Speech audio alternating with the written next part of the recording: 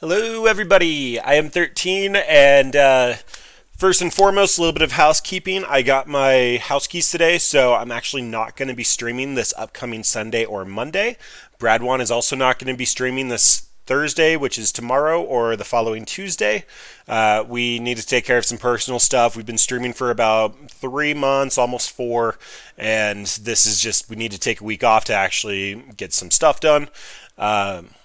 I know on Monday, when I started playing fairies, I was going to try to do some more competitive lists. So today we're doing Ensoul Artifact, because that's just how I do things. So, what are we doing today? Today is going to be Ensoul Artifact and Tezzeret's Touch. Ensoul Artifact is also lovingly known as Scissors, thanks to the art.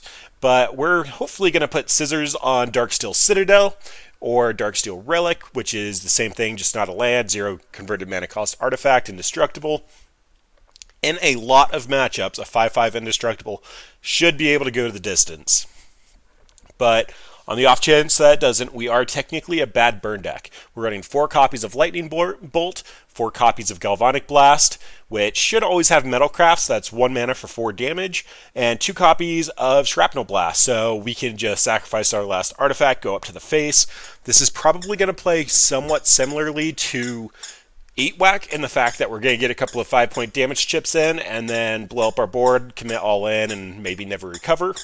But on the off chance that this does go long, we end up getting 4 copies of Pithy Needle, so we can play the control game. We get this out early enough, we can shut off our opponent's lands. We end up having an Antiquities War and a Karn and a Tezzeret on the top end. So we can animate all of our random artifacts, we can start making Karn strikes, we can start reaccumulating card advantage, and Tezzeret can also just force animate one of our potential 5/5s. So that's going to be us. We're going to be trying to go the distance here. Grixis Artifacts, a lot of fun cards you don't always see together, but yeah, that's it. Our sideboard is slightly clunky. I do really want to figure out if I can get Stubborn Denial somewhere in the list, but the fact that we need either our Tezzeret's Touch or our Scissors means that it's going to be hard to have it on the line and really hard to protect with it. We're also running 20 lands, which is a little bit on the light side, especially since 4 Darksteel Citadels, so they're almost like spells, but I'm happy to give this one a shot.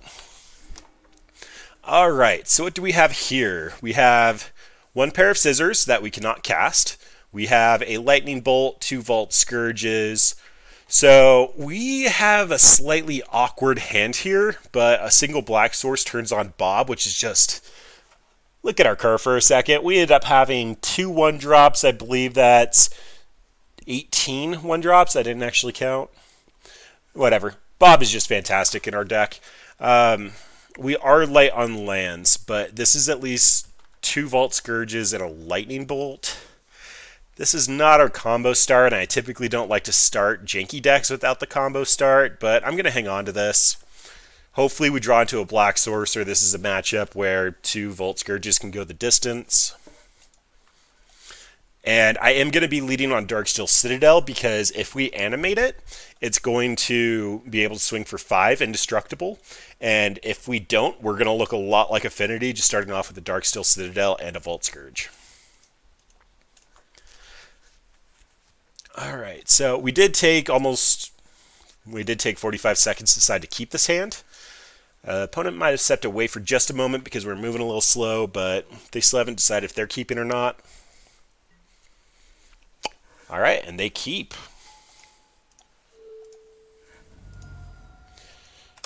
Let's see what you got, opponent. Honestly, 2 Vault Scourges, this should have just been a mulligan, but I like cards. I really like cards.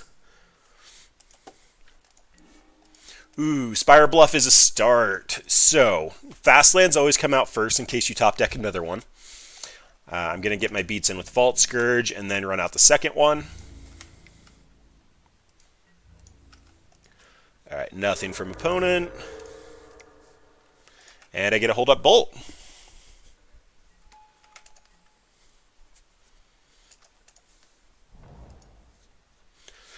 It's really nice that these guys have lifelink.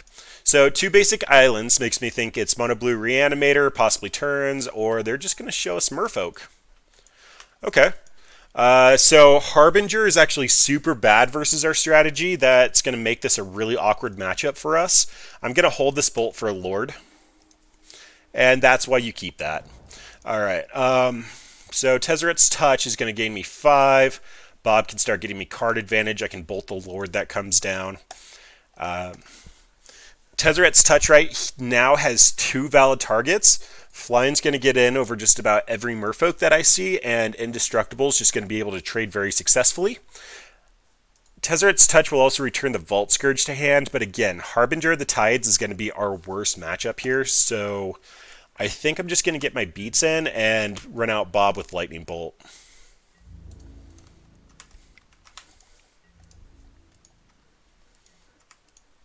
Vault Scourges have almost gotten us back to our starting life total.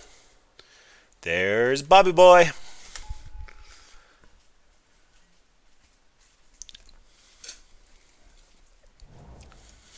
And hopefully this is just a Regery I can bolt. And alright, that means a Spell Pierce might be in my future. Let's see if they've got it. Hey Serafix, how's it going?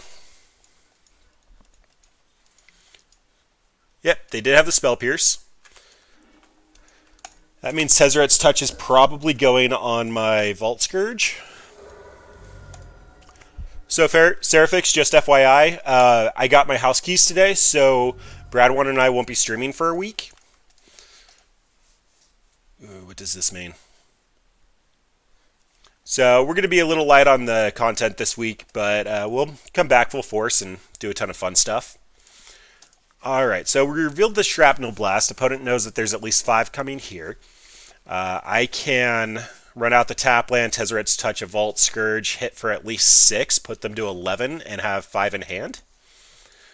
So, first and foremost, I believe it is perfectly okay for me to attack in with Bob here. Bob's going to make it so that another Shrapnel Blast or Galvanic Blast is live. Or if I trade with the Lord, they're just super far behind. Yep. All that's fine. Tap land's going to allow the most opportunities, although my entire deck functions under 4 mana. In fact, the 4th mana is kind of just gratuitous. If they have a Harbinger, Vault Scourge comes back to hand, but I'm going to end up being able to keep Bob. Yep, another Lord's not going to get there. We'll take 7. But they're also looking at least 10 damage that they know about.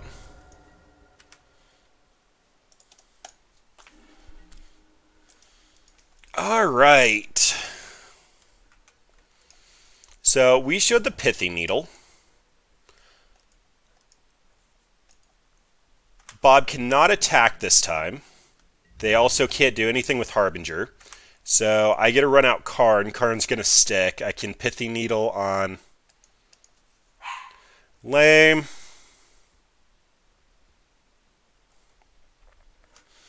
Alright. My options. I can Shrapnel Blast, hit for 5, hit for 6. They go down to 3. Rerun out Vault Scourge with Karn. Actually, I won't be able to Karn. I can rerun out Vault Scourge without paying life, and... yeah, I think I've just got to do that. So, colorless red.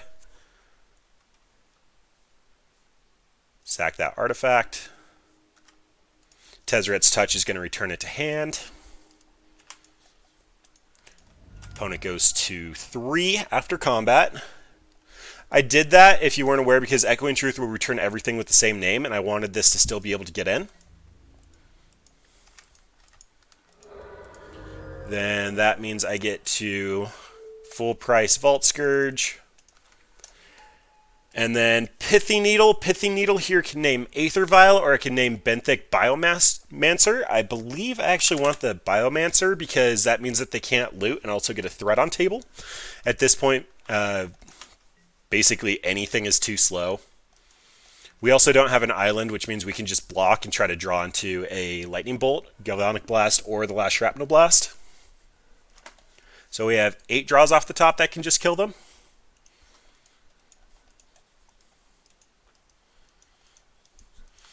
If they also don't have very good interaction, then I can just Ensoul Artifact on the Vault Scourge, which gives us 7 more outs. This deck is explosive.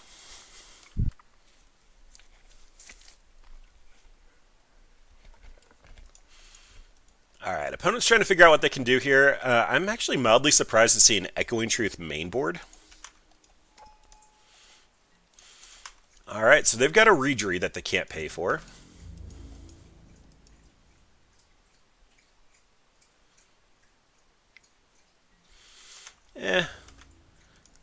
I don't need to block that yet.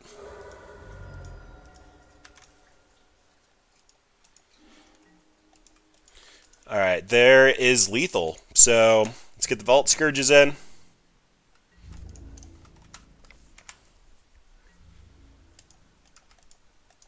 Go back up to 7. Get to Spellbomb. They have to have a hard counter for this.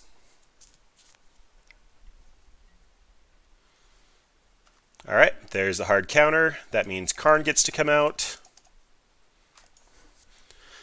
I get to make a Karn Struct, and without Island Walk, I should be safe. Although, oh boy.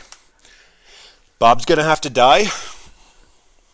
Shouldn't be too hard to pull off. They have plenty of attackers. Alright, they got it. Opponent had the right cards, but that's going to happen. Spellskite seems fine here for the Echoing Truths. Actually, that's not good enough. Saheeli can give us a bunch of 1/1s, but they're probably going to go unblockable. I really like the early kill of Merfolk. As far as cuts, like maybe some of our slower stuff. Tezzeret has some options, but yeah, just go a little bit more aggressive. Yes, so I was going to wait on that, but there is a new Deranged Hermit, as well as Squirrel Nest got spoiled. Ooh, and a 5-color Sisay. But Squirrel Nest is out. I am so stoked about that. Best set ever. As well as the Deranged Hermit, which I think is actually a couple days old at this point. Yep, there he is. Yeah, I was just posting in our Slack instance that I probably need to order a place at a Paradox engine so I can make infinite squirrels. Yeah, either that or Intruder Alarm. There's just so many options there. But this Deep Forest Hermit is actually crazy interesting because this is a reserve list card. The Deranged Hermit is the original version, but they added Druid to it. Instead of Echo, they put Vanishing. And then this only buffs your squirrels, not theirs. And so with those 3 changes, they're able to print something off the reserve list, which is just nuts. I am like so excited about all of that.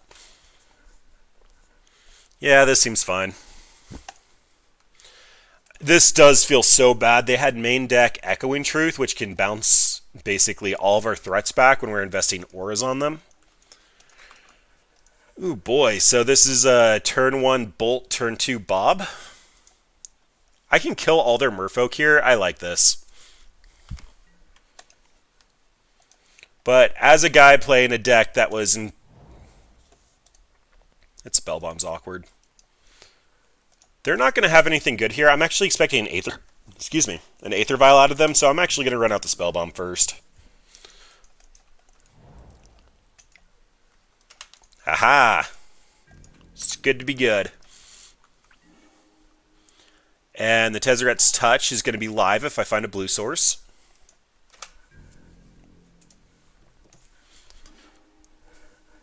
Our website is Squirrel Dealer. We have Squirrel Powered. We have a Squirrel mascot. Like, I am so stoked about Squirrel Nest. Alright. That's fine. We have 11 points of burn in our hand. So I started playing back in Odyssey when I was a kid, and Squirrels were actually a competitive deck back then. So Squirrels was like my first competitive deck that I bought into, and it kind of just stuck from there. Super interesting story, but that's where it was at. That, and I met Bradwan at Modern while playing Magic, and then Unglued came out, and I was running the Squirrel deck, and I had Squirrel Dealer, and I called him up at like 2 o'clock in the morning and was like, "Hey, Bradwan, do you like squirrels?" Oh, no. I'm not an interesting person like that. Oh, boy. So what does this mean?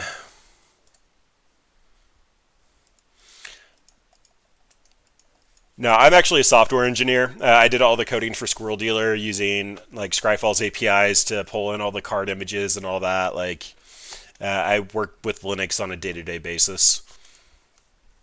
So I can Ensoul Artifact. If I attack it and they have a Harbinger, then that's bad. I could just, if I draw an artifact, I'm so close to lethal. I think I'm going to attack in. If they bounce Spell Bomb, it's going to feel super bad. Alright. Oh, Trickster's fine. Yeah, I don't care about Trickster. Trickster's slow. This actually means that I'm probably going to just Ensoul the Darksteel Citadel since I don't care about it. It can stay on defense. I'm threatening 10 back, and because this is a land, it's harder to bounce.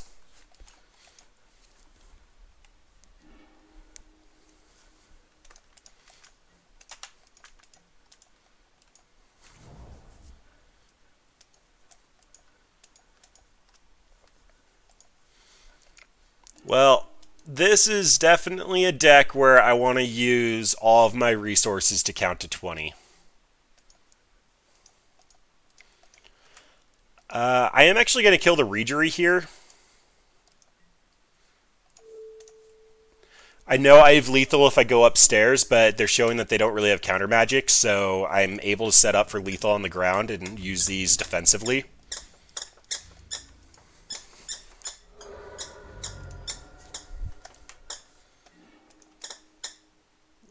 Like that right there, so I can run out Pithy Needle and Blast to kill them.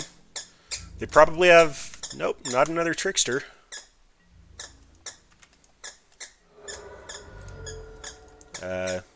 Bye? Alright, game 3. We're currently 1-1 versus Merfolk. I don't think anything changes here. I think we just want to be fast enough that they can't form a critical mass of... Nope, I don't want the Antiquities Wars. That costs 4 mana. That they can't form a critical mass of Merfolk. They do get tricky and basically steal our auras, but we're playing Ensoul Artifact. That's a known cost going in. Alright, so I don't have an artifact, but they're going to have Dismember again. There's their Vial. And a Spell Bomb. So, opponent can actually have a Lord at instep, but the Spell Bomb can also eat a Scissors. I think I'm going to slow roll this, take out their Lord, and then try to set up with Bob. Getting a little bit of card advantage with high-quality cards that can just 1-for-1 is going to be how I win this game. I don't really have any board clears or anything to set up for. And multiple fast lands does get awkward, but with our deck costing as little as it does, whatever. They're likely going to deprive this, but it should set them back a land.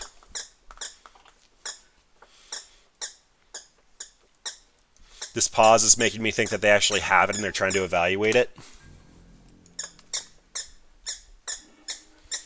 Alright, so we haven't actually seen a Benthic Biomancer or a Curse Catcher out of them yet.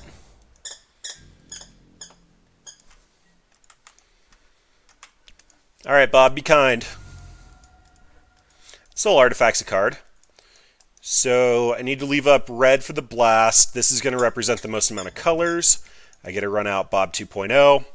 Bob attacking in is going to eat a Trickster or a Mutavault. Not overly excited about any of that, so he gets to stay on... Not really defense, he just gets to sit there and look pretty. And opponent must have like a ton of Master of Waves or something. So far I have revealed just the Ensoul Artifact to opponent. I have no idea what's going on over there. Alright, so revealed the lightning bolt.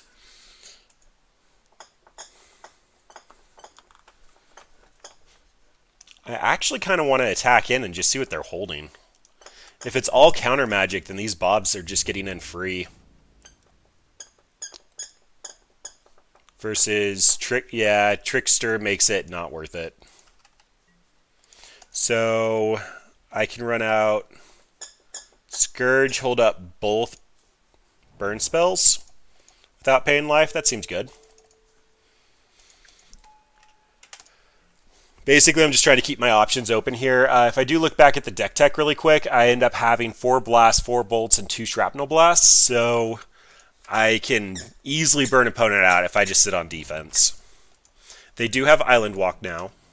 That actually might have been a consideration I should have made. Oh, would you look at that? So much stuff. I didn't take any damage. Revealed Darksteel Citadel and Darksteel Citadel? No, that's not right. Darksteel Citadel. Oh, Relic. Relic. Yep, that seems right. So let's go ahead and drop our free Relic. We're going to have to discard the hand size pretty soon here. Get a drop Citadel. Let's take a look at this really quick. Echoing Truth. Return target non-land permanent. So Darksteel Citadel can attack this turn, so I'm just going to Ensoul Artifact it. And I have 7 cards in hand, so going to get in with the Vault Scourge.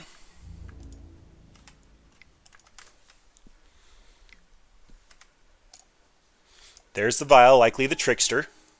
Ooh, the Harbinger. Yep. Honestly, that's fine. We had too many cards in hand as it was. Then I think I'm going to just Tezzeret's Touch this thing. What's the worst case that happens here? No, I need to be able to kill the Lord, so I can... Yeah, let's just Spellbomb. Worst case, I can cycle this at end step.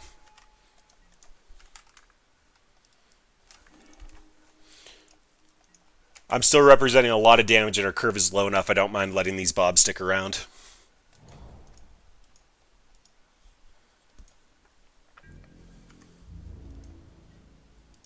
I don't even want to get in? That's interesting. Alright, well, say goodbye to your non-existent graveyard, because I want to draw a fresh card. And there's another bolt. So I currently have 2 artifacts. I need to bolt opponent.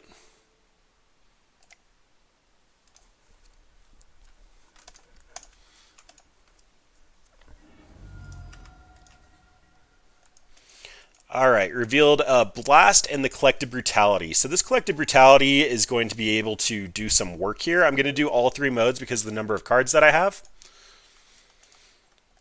Black and a 1. I don't need the other Spellbomb or the other Bob. I want to see what you got, opponent. I know you're going to counter this, but honestly, you're just going to burn the mana. Yep, there's the Deprive. So I have 3 artifacts, so I'm going to try to just get one of my bursts in with the Deprive on the stack. Okay, I'm happy. Vault Scourge gets to get in, regain some of the life that we lost to Bob.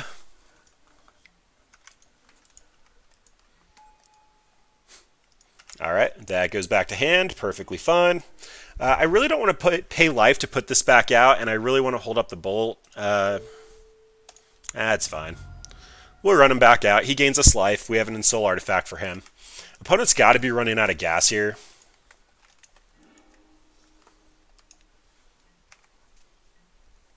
We've had 2 active Bobs with a very low CMC deck.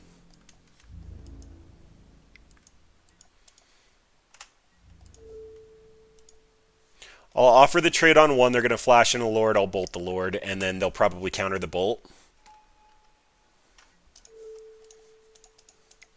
But honestly, run out those counter spells, opponent. No? Okay.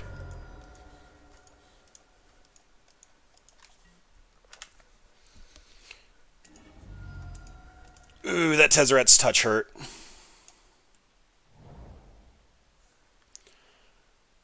Alright, how much mana do I have? I have Ensoul Artifact, Tezzeret's Touch. No, I've got to do Tezzeret's Touch. The best use of my mana here is to actually spread the love around a little bit. Try to hit for 5, gain 5 back.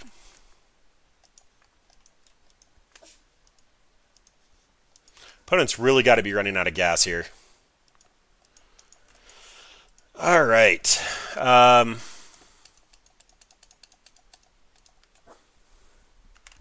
So that's going to happen.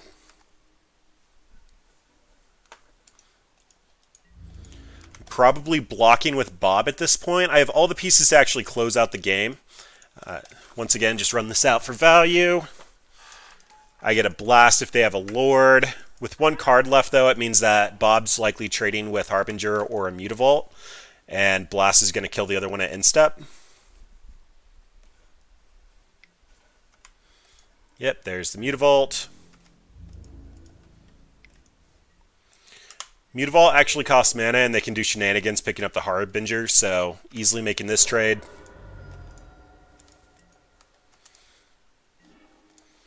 Spire Bluff is slow. So full cost this guy. Then I can technically kill opponent here. What are the odds that they don't have another counter spell or bounce spell? Probably have it. So that's going to be Galvanic Blast. Tezzeret's Touch on this with the blue mana.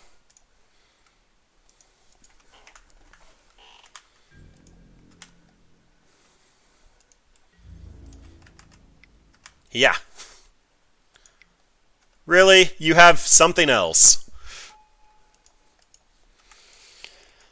Ugh, this is why you usually can't invest in artifacts.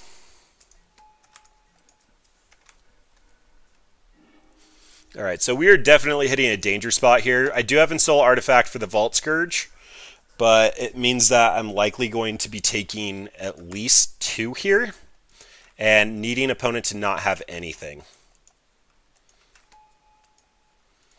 Alright, there's a Lord, so that option's out. Now it's basically call what opponent has. If they have a bounce spell or a counter spell, I'm kind of screwed. I get to keep the most amount of board state by just blowing up an attacker. Although this Lord is a problem. Alright, let's see what you got, opponent. Let's come down to this.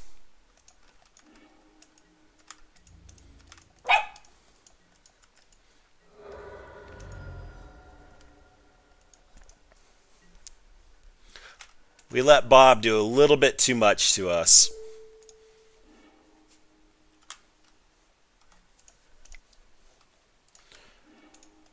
Alright, another pair of scissors isn't horrible, although it likely means I'm dead if opponent has a counterspell. They do have 4 mana up, so hardcast Harbinger is an option. Oh, that was a misplay. I probably should have actually ensouled the Darksteel Relic first. If they have another Lord, I'm dead. I could have attacked in for 10 here, and then they would have been dead in the air. But right now I can only take 3 unless they get another Lord.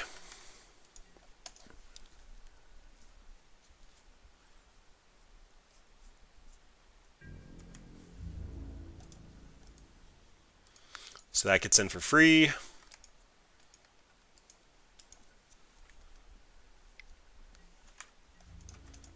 Yep.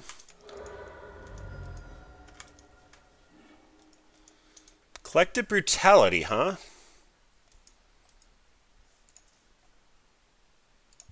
Two modes. Kill the Lord, drain for lethal. If they have a non-creature, this is going to feel awful, but... Alright, counterspell's fine.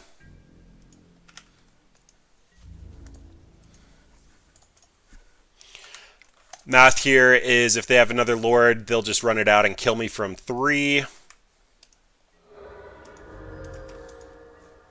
Yep, alright, so they couldn't deal with Vault Scourge. That's probably closing it out there. At least one of the cards in hand was an island. They're going to back out.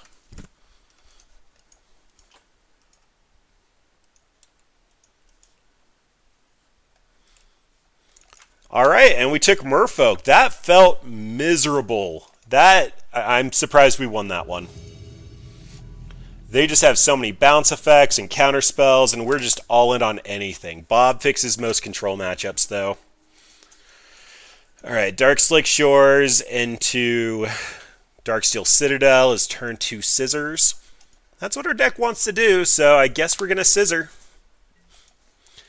Dark Slick Shores says the least about us. We're probably going to look like Ad Nauseam with this start. Misty could be Podmom, could be Saheeli combo, could be off-color blue decks. Okay, looks like it's some variant of Ponza.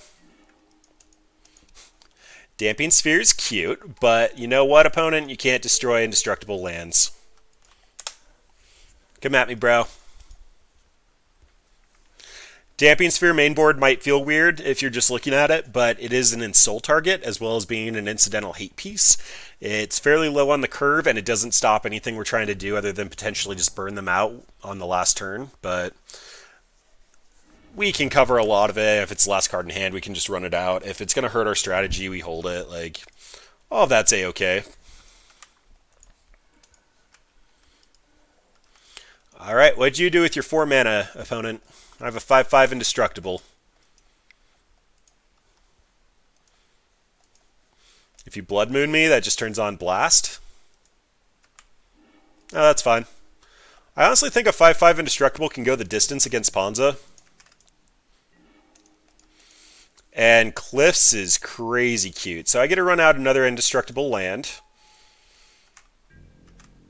I honestly don't care what they do with the Arbor Elf. But this means that I get Blast with... I guess I need one more artifact, or it means I can set out Bob. They actually have to have a piece of creature removal.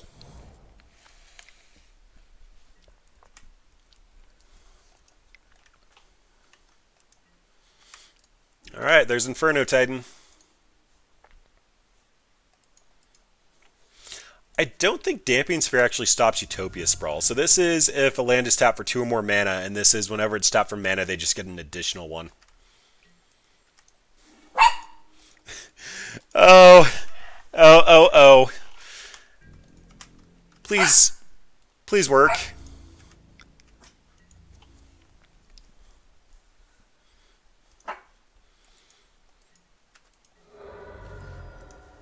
Alright, well, if they eat this land, I'll be sad, but whatever, Inferno Titan's gone.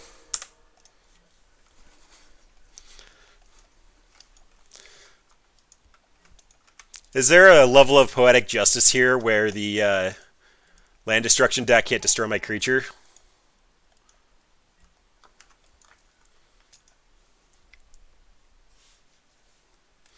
There's a Blood Braid into a Blood Moon. They're probably going to cast it. I mean, honestly, I'm fine with that.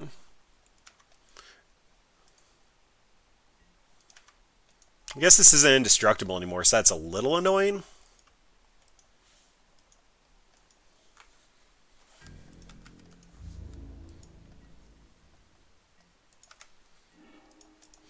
Tezzeret is very, very awkward.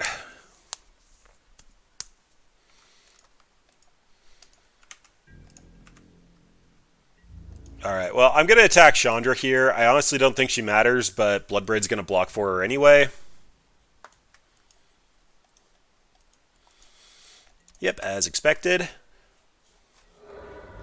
Going to run out Damping Sphere, which won't do much other than be a Shrapnel Blast target. I mean, it might potentially stop this. I don't think it does, though. Nope, it doesn't. Zaya's a Traka. Pretty much all of my burn is live. Just get a little bit of burn.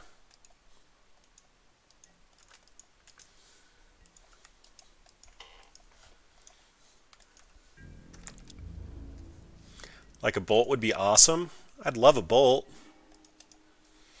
Another red land's kind of okay. So I can Shrapnel Blast, kill the Tireless Tracker. They're probably chump blocking with the Arbor Elf this turn. We have so many non-basics. Alright, let's hit Chandra.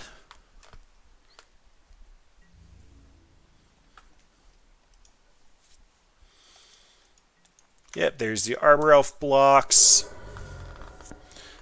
I really don't want to give opponent the opportunity to get another clue. But if he has another chump blocker, I have to hit Chandra with the Shrapnel Blast. Otherwise, there is literally no coming back.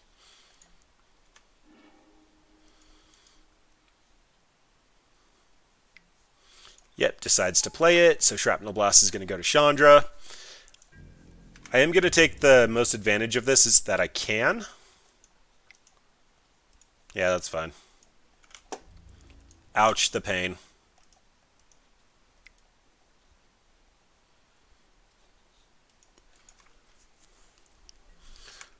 Deck, I would have loved a Bolt or any of my basics, except the Mountain.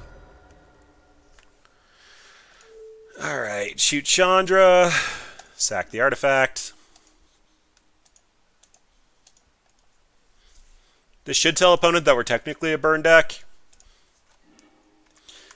Destroying our Dark Slick Shores that early was kind of painful. Alright. Oh, nope, can't cast that. Never mind. Yep, Chandra's still going to be a problem. The card advantage is real.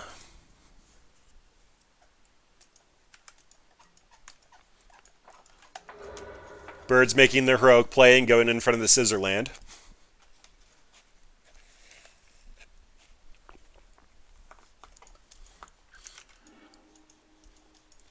We are technically dead in 2 turns to the Tireless Tracker. And like regular Bolt doesn't even cover it at this point. Galvanic Blast doesn't cover it at this point.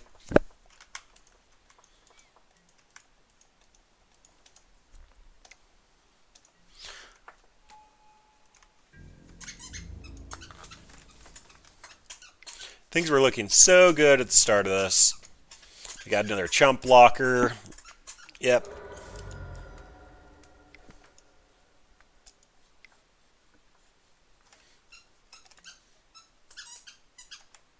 Okay. I'm at 2. Anything good? Nope. Alright. Game 2 versus Ponza. So, Damping Sphere's bad. It can just straight make the cut. Spellskite's not going to really change many targets here. Saheeli seems a little cute, being able to copy something, but whatever. Antiquities War is going to come down after a Blood Moon. Fulminator's not really going to cover much. Karn's going to be castable under a Blood Moon. Collective Brutality can technically take a land destruction spell early enough. This might be worth it.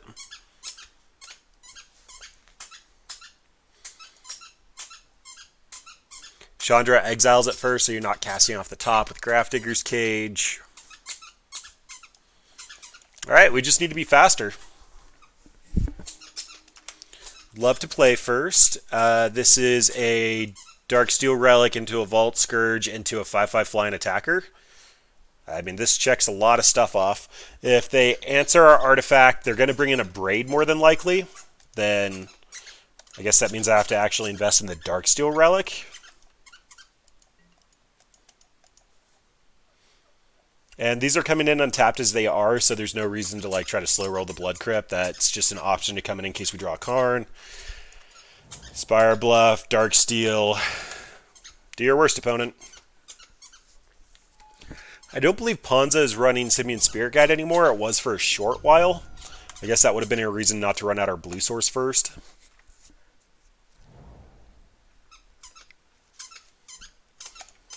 Yep, there's the Arbor Elf. Oh, I was supposed to do Vault Scourge. Wow, I am so in the zone at the moment. I am master of MTG. Alright, well 5/5 Indestructible. Hopefully they don't have another Utopia Sprawl.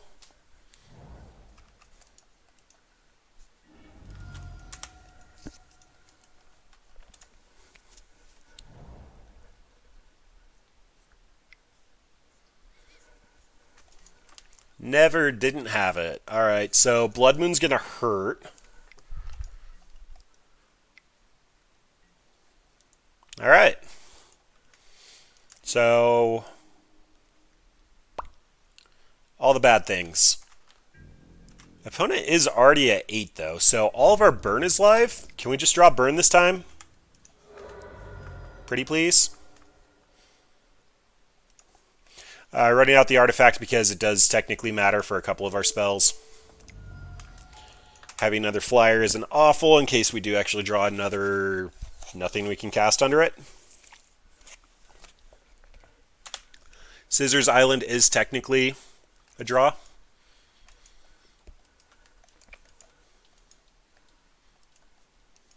They did miss their third land drop here. So Inferno Titan's out. They could potentially have Glorybringer. I know a lot of these lists have been running them as just spot removal, plus a resilient threat. Also blocks Phoenix quite nicely.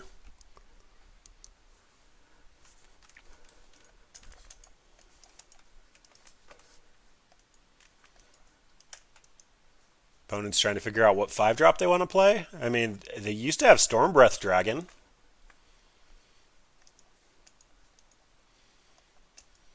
I know Thunderbreak, not Thunderbreak, the one that enters and deals 1 damage to all other creatures with haste was played right after Jace got unbanned.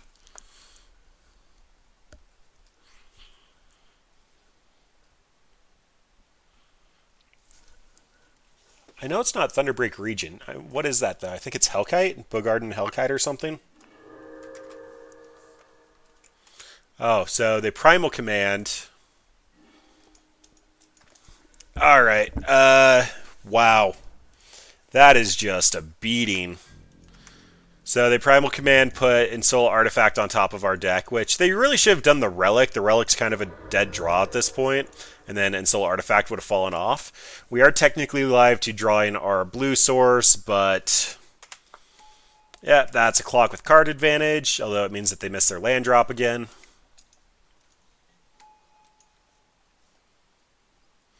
And they have all the mana that they need. That's down. Whatever, I'm moving on. Opponent had no cards in hand, but we were so far away from that last basic. Opponent came ready for the Ensoul Artifact, though. Holy crap, that was not fun to be a part of. I felt like we should have just wrecked that. We had a 5/5 that they couldn't deal with anything but an Inferno Titan. But they had Primal Command. Alright, so this is one of my slower hands. It's a turn 1 Volt Scourge, or since we're on the draw, Bradwan, you needed to teach me how to win die rolls. Since we're on the draw, it might also be a turn 1 Bolt. We have a couple of 4-drops, and we have 3 mana, so I'm willing to give this a shot. Alright, so this is turn 1 Bolt.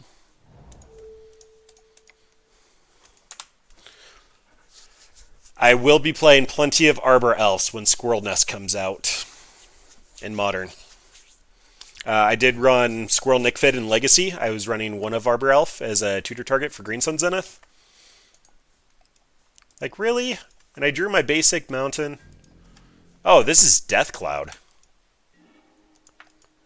Okay, Death Cloud changes things. That means that I'm going to be running out Bob here just so I can try to keep some card advantage going on. Opponent might be smallpoxing me now, but yeah. So this deck opponent's playing is essentially Arbor Elf and Garruk to untap lands with Utopia Sprawls on them to get a ton of mana advantage and then make you discard, lose life, and sack number of permanents equal to the cost cast.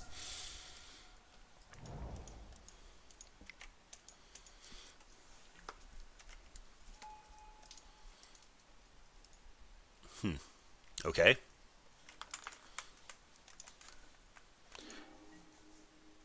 No Bolt. Fantastic. So this means I have to run out of fast land here. And opponent's not going to trade with Bob. If they do, I'm very happy Tireless Tracker will have replaced itself. Yeah, they're not making that exchange. I am basically rushing to do as much as possible before they get their big combo finish, so I am just going to go all out with my current hand. And if they Death Cloud and I lose everything, we will go to game 2. I kept a really slow hand for something trying to make me sack all my permanents. And our strategy tries to run on low resources, so that's not going to go well for me.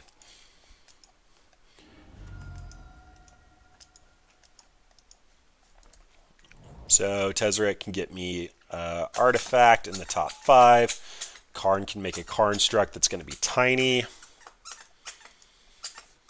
Opponent's just cantripping away. Tezzeret is also going to allow me to really hurt opponent if I make a Karn Struct. I should be hitting them for 5 in the air, and then Bob can chump block. Oh, they have Assassin's Trophy or Abrupt Decay. We are seeing the flaws with the Ensoul Artifact strategy. Yep. Alright, that means I'm getting my Island is probably most impactful. Again, they're likely blowing up my entire board, so not overly attached to anything I currently have.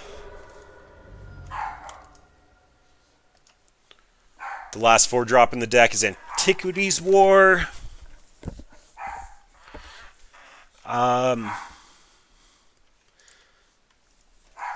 Okay, so my best play here is probably just Karn with Blast.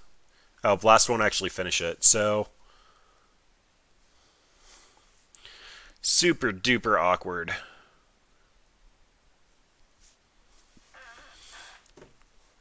Alright, I'm seeing my best play is actually Tezzeret. Look at the top 5, try to find a Darksteel Relic, and do that off the Darksteel Citadel. If I get it, I'll have Metalcraft, and I can shoot the Tireless Tracker for 4. Alright, well, first things first, let's get our beats in. I don't want to block with Dark Confidant yet. Alternatively, I can just Karn and minus. No, they're going to make this massive, so I need to kill this now if I can.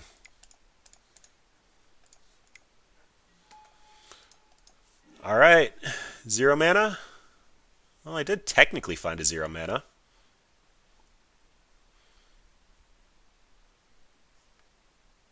So of everything here, Vault Scourge is technically an attacker. Tezzeret can animate.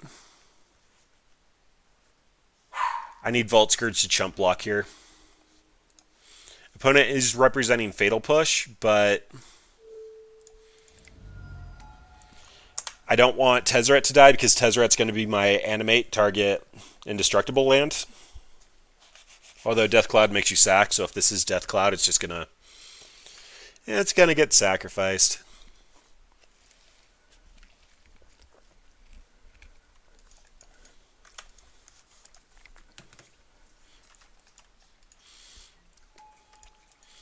Ooh, another tracker.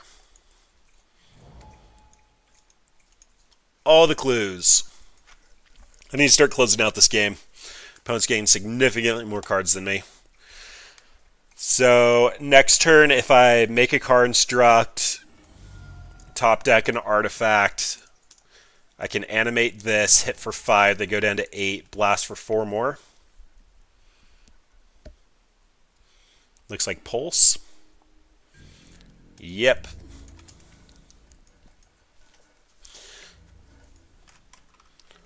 There's a lot of efficient and flexible removal in Modern. Blast, Blast, Bolt. What does that mean? So this is currently 11 damage. If Bob gets in unblocked, I can technically kill opponent. Assuming I get a land or an artifact. Actually, they're tapped out. I think I'm just clearing their board. It's not the fun line, but it's the best line. So Karn comes out. I can make a Karn Struct this turn. I can cash him out next turn.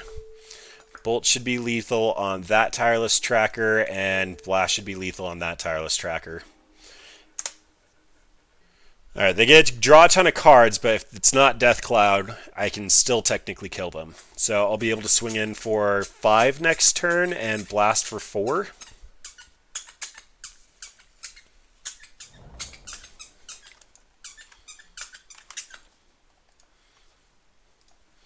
Bob, buddy, you're doing work. Alright, that is less work. Funny enough, I think they're supposed to shrink the construct here. Yep, they did.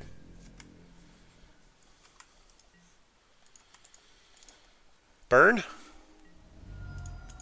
Alright, that is burn. They saw the Shrapnel Blast, which means super dead. Liliana, Last Hope. I did this to get my artifact count up. I try not to play with my food if I can help it, but hit opponent for 4.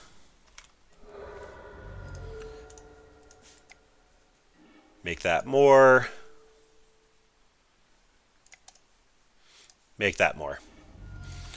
I can't believe we closed that out. So I'm expecting this to be Death Cloud, although we never saw the Death Cloud pieces. It did look like it was potentially just fast mana rock, so I'd expect more rock pieces. If it is rock, I need my grinding engines in. The Pithing Needles are great for the Planeswalkers. I don't think opponent had Goif, so Spell Bombs are losing some value. Bob drawing cards is great, especially when they have the ability to remove them.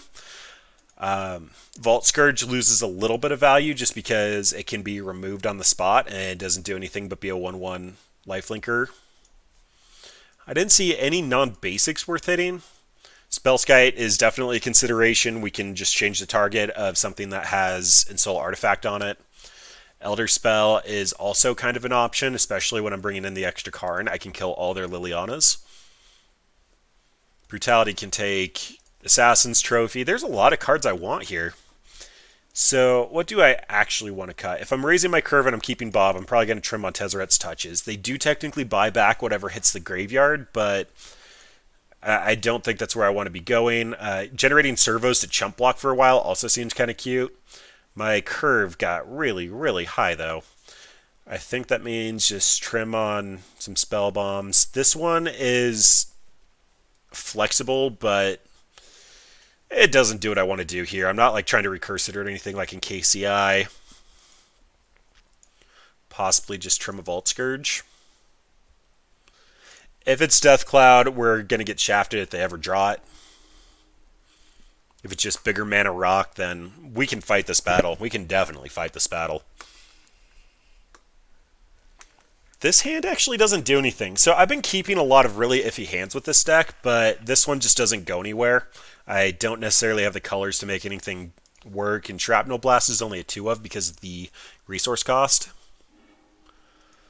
This is a little bit better. So I don't have a great artifact to Ensoul, but I actually get Bob, and I have an alternate use for the Nihil Spellbomb if the graveyard doesn't matter. Love a third land. I could technically draw into another land. I probably should have bottomed that, but multi-spelling is probably going to come up fairly quickly. And opponent did not have an Arbor Elf or anything.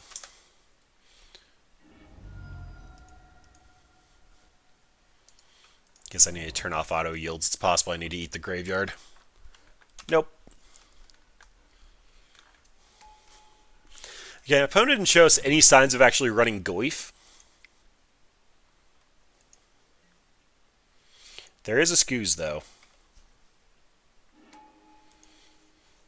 Alright, Pithing Needle can hit just about anything. Bob eating an Edict from Lily feels awful. Or Lily Last Hope is actually quite bad as well. So I actually think I might just Pithy Needle on Lily Last Hope and leave up Cantripping off the Spell Bomb.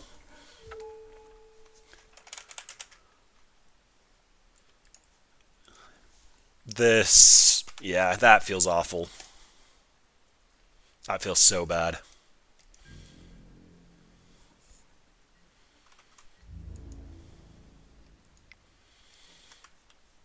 Yep, opponent, you get Scooz Beats. I think I'd love to top deck a Bolt most, and they missed their land drop, which is good. In the meantime, though, I'm just going to Cantrip.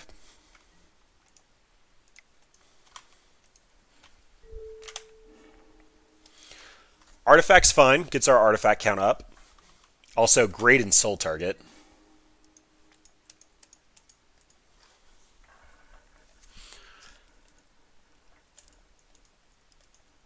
Alright, if they have Lily of the Vel, this goes downhill quite quickly, but...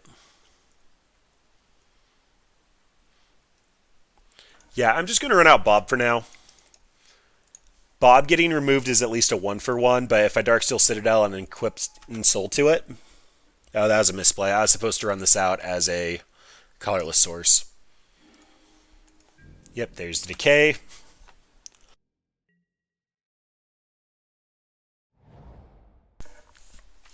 Alright, they found their third land.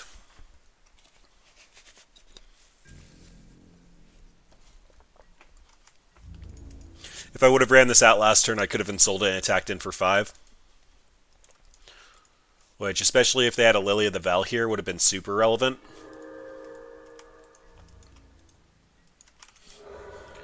Alright, so opponent keeping back this mana makes me think that they're sitting on another Assassin's Trophy or Abrupt Decay.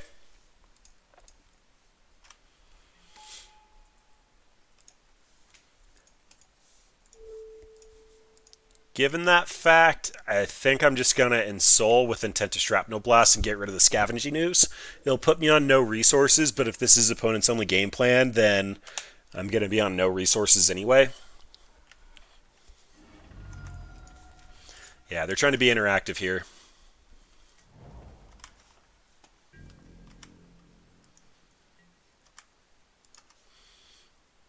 The timing of that seemed a little misplaced. Alright, and they did correctly hit the Ensoul artifact. So let's go ahead and just shoot the Scooz.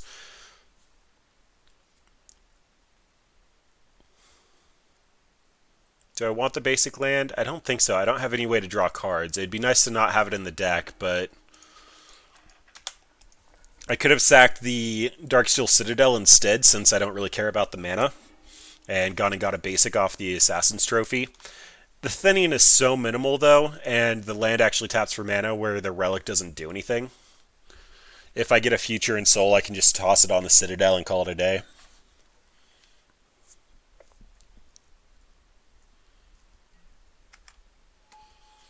Alright, so opponent had an Arbor Elf, so I was correct. They weren't really sitting on much action.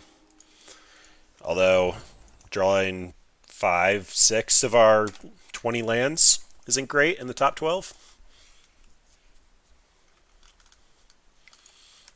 Dying to Arbor Elf beat seems completely plausible at this point. After boarding, most of our sideboard is 3 mana anyway, so you do you, opponent. 7 of our 20 lands. That does mean we can multi-spell now, with the Trinisphere out.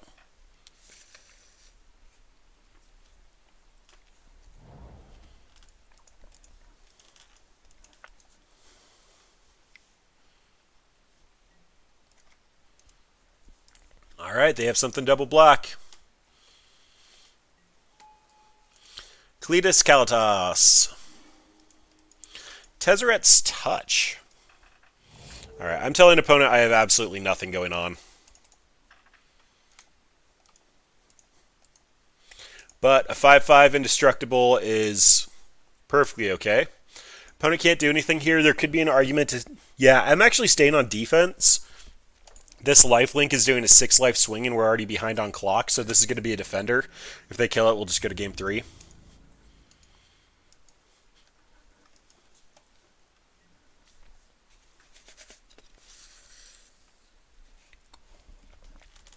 Definitely seeing the flaws of the Ensoul artifact strategy, though. Abrupt Decay, Assassin's Trophy. All these cards are just horrible for us. Yeah. Opponent is running those main board. Alright. Does this change anything? Damping Sphere doesn't do much. Nope, I think we just try to get a quick win.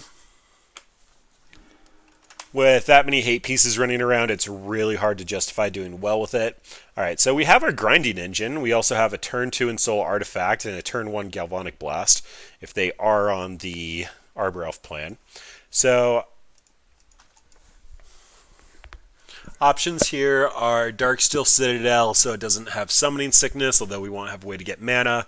I can shock in the Steam Vents. That feels awful, especially if they don't have a play, but I don't think our life total really matters. Like, if we start grinding at the end, they're probably going to come out on top.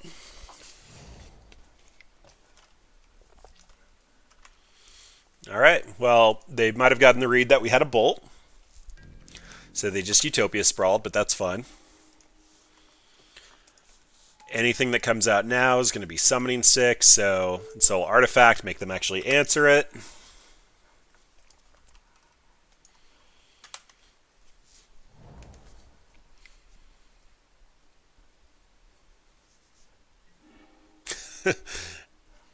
Show me the pulse!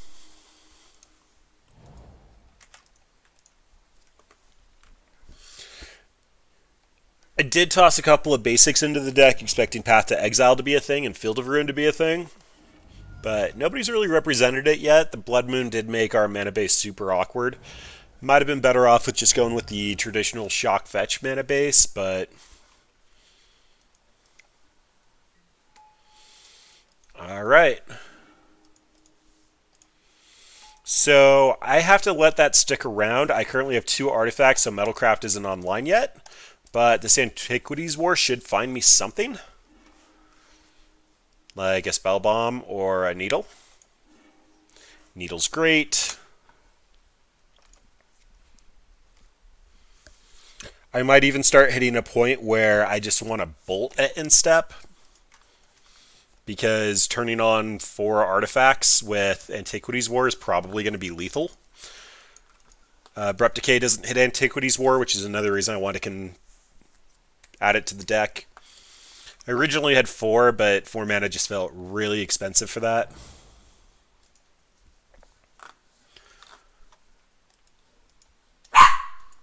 Like, if they Assassin's Trophy us here, I gotta go get a mountain, just bolt their face. Them gaining 3 life is kind of awkward, but they're losing 2 life.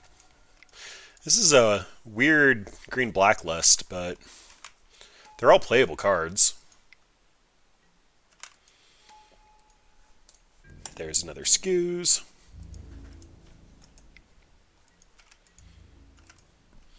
Alright, I'd love a red land deck, please.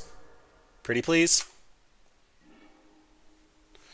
Alright, another Pithing Needle means I'll have 20 damage. I whiffed.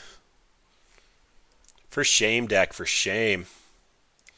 Thought you were supposed to love me unconditionally. Alright, so this one's naming Scavenging Ooze.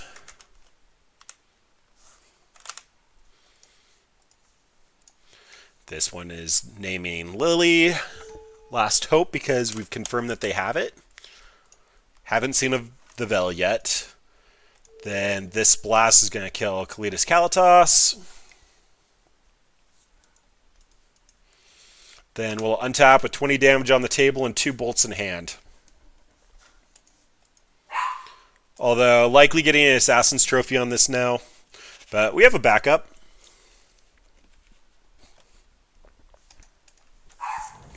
Hopefully just shutting off most of opponent's life gain. I'm feeling less and less confident that they are Death Cloud now. As they cast it, more than likely. Oh, there's a Grave Titan. That's a card. That also allows them to block. They did leave up green-black, though, so I think they're trying to set up for an Assassin's Trophy or Abrupt Decay of some sort.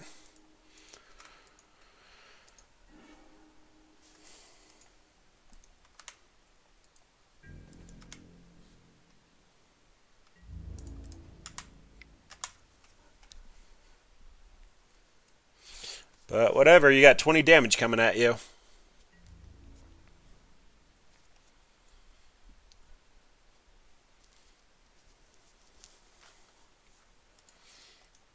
Alright, so 5's getting through, which means I have to bolt the Grave Titan. I'm letting damage happen first in case they have just some random card.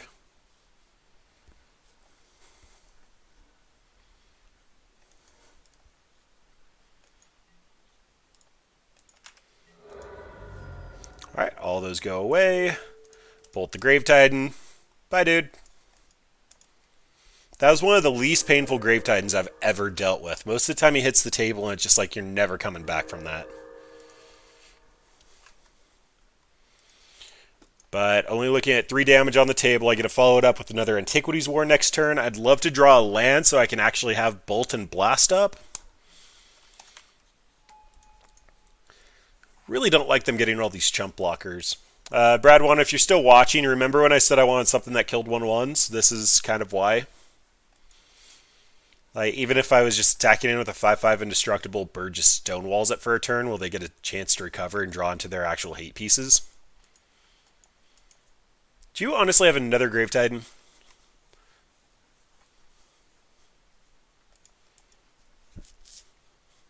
Because I gotta say, I'm not a fan of that. He's hard to deal with.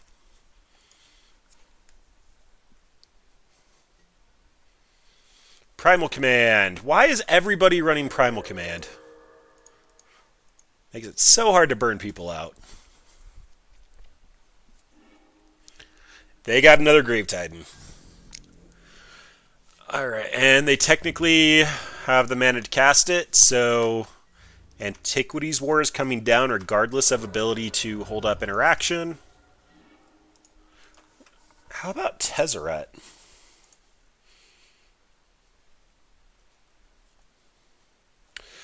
Tezzeret might be a next turn thing. I need to just start getting Antiquities War running. I'd love to find another Darksteel Citadel. I haven't had any ability to shuffle my deck, so I've looked at a lot of them. Spellskide's fine. It's not the card I really wanted to see, but it's a card that works.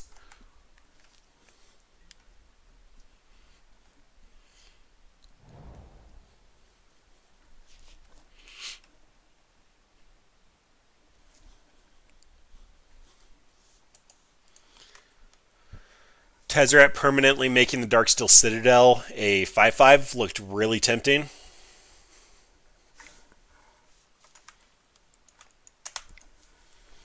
But I don't have a way to close this game out. Antiquities War was already representing that ability.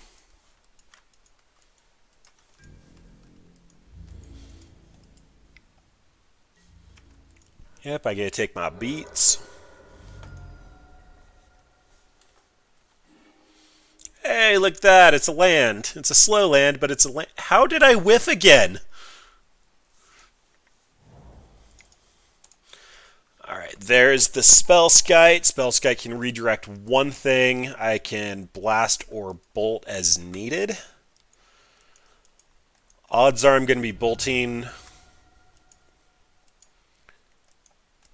Oh, I actually might just be dead here because Grave Titan's going to attack in with these two guys. So I guess Spellskite's on chump block duty. I take 6.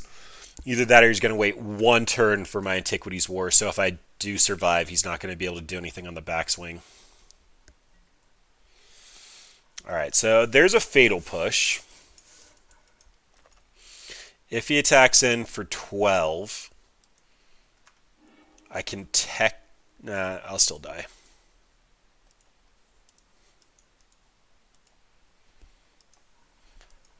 I'm not conceding, though, because he might stay on defense for a turn, and that gives me an out.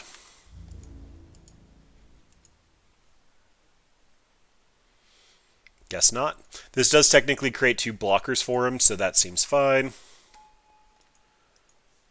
That's 12 damage. I can get rid of 2. I die at -1. Yep. Alright, well that was close. If only my Antiquities War didn't kind of screw me over a couple of times, or if I actually had my second red source. Alright, currently 1-2, lost to Green-Black Death Cloudy Rock. I think that's probably the best name for it. We beat Merfolk, and I honestly can't remember what this is. We just played it, but I can't remember. Oh yeah, this was Ponza. We should have beat Ponza. That took me out of the queue. That's sad. Overall, though, the deck's been fun. It's actually had a lot of longevity to it, as well as some explosive starts. Cantripping's probably a necessity for this deck. Ooh, I can't actually cast anything here, and I don't know the matchups. So this Needle is an awful turn 1 play. This is mildly better. Tezzeret's Touch isn't castable, so it's going to the bottom for now. I want to hold up the Bolt. Spire Bluff probably doesn't tell much. Darksteel Relic probably does. But if I draw into Ensoul Artifact, I need to have the Relic out so it can attack. Opponent has an upkeep stop, so that probably means that they either play with Vendilion Click or probably on turns. Most of the time that lends itself to blue decks. Well, there's the Flooded Strand. Not having a threat's already coming back to bite me. So this means I get to try to Pithy Needle the Flooded Strand. Haha! Opponent F6'd. I mean, you don't want to win that way, but we just basically strip mine them. They did see it go onto the stack and didn't say anything. Pithy Needle, unlike Phyrexian Revoker, can name lands.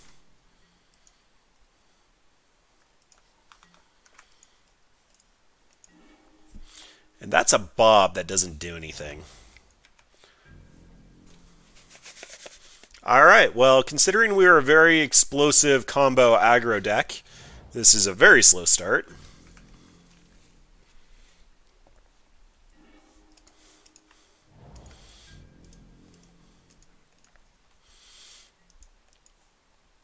And it's going downhill quite slowly. Raise the alarm. Alright, so this is looking like Polymorph.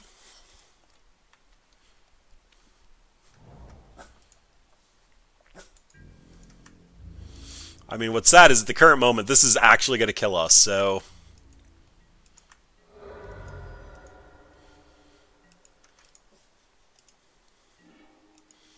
Another black card.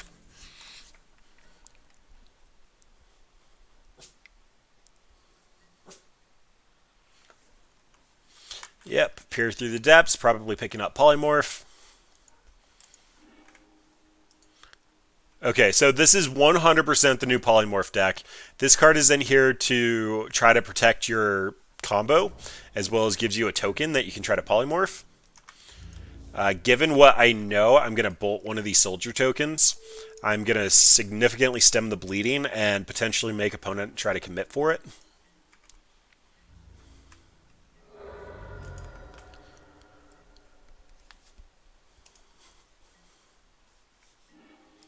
That is a Karn. So, unfortunately, they have 4 mana up. Karn is not coming down until I get a piece of castable interaction after Karn comes down.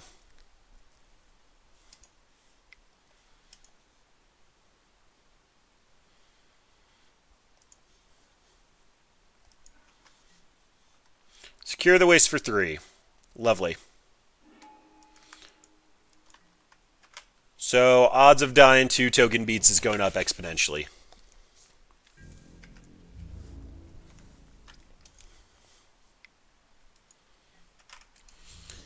As I mentioned before, a traditional shock fetch mana base would have actually let us get our colors here. Yeah, I don't want to show them the additional color. We're definitely dead on board, so... By the time another turn comes around, we're down to 9, and we're basically dead on table if they amass. For this, Spellskite for Polymorph. I'll go get a Vault Scourge if they Polymorph us. Fulminator Mage can mess with their mana. I don't think that's what we want to be doing. If I'm trying to play a... This actually allows me to try to keep up with their tokens, so I think Saheeli stays in. Collective Brutality can duress. Galvanic Blast is a 2-for-1. Sorry, not Galvanic Blast. Shrapnel Blast is a 2-for-1. I don't think we're going to win that way. This is going to be slowly hold stuff up. Pyrite Spellbomb can actually hit their creature. Nihil Spellbomb also feels awful. I'll keep one in here. I think that there's a non-zero chance that they discard Emrakul and we take it and they can't polymorph anymore. And I think that's it. Ooh, Grafdigger's Cage. Duh, you can't polymorph through a Grafdigger's Cage. Significantly better than Spellbomb and Damping Sphere. Alright, so turn 1 Cage, multiple Needles, Bolt, no mana. Literally no mana. And that is just awful. Third Mana Source when Tezzeret's our best win condition is probably worth it. Here, going to just name Flooded Strand again. If they need it for their hand, they need it. And they didn't show us any off-color ones, so hopefully massacre them.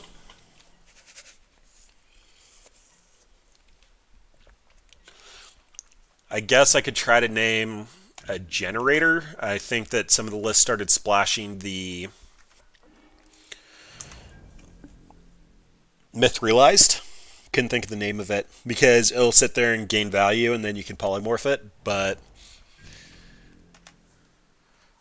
doesn't seem great. Opponent is clearly missing some stuff here. Another land, I get Tezzeret.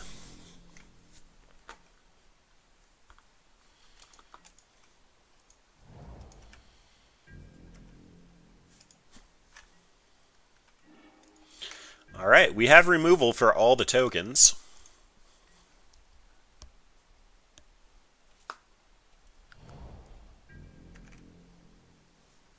Flooded Strand is not crackable. Alright, seeing as they can't actually use white here, just paying for Vault Scourge. They might have the Lazotep plating, but that's just a mass 1. We have removal for that. Interesting, they opt there. So they either top deck the opt or the Flooded Strand. They probably had the Flooded Strand in hand and didn't think it was worth running out. Alright, here's their white mana. Island. Alright, this puts me in an awkward position because I can Tezzeret and try to actually commit to the board. If I do, they can just raise the alarm, untap, and polymorph. If they polymorph, though, can I win? I don't think so. So if I Tezzeret and plus, find a cheaper free artifact, put it out there, I'm currently holding 11 damage in hand. I can animate Pithing Needle, swing for 6.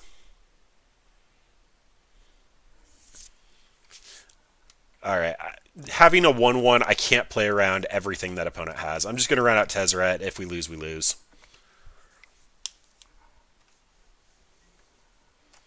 Alright, they just have mana leak. That's fine.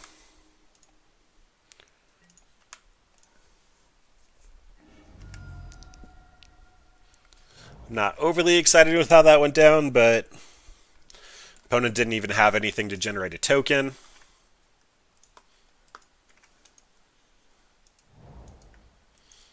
Yeah, another dead Flooded Strand. Darksteel Relic also doesn't really do anything.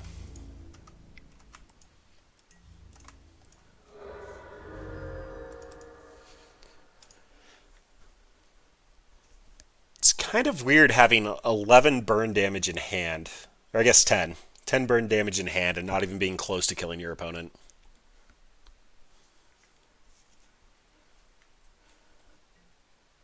Secure the Waste for 3. Alright, I'm likely bolting one of these. We're currently on an 8-turn clock. Bolting one of those makes it 11.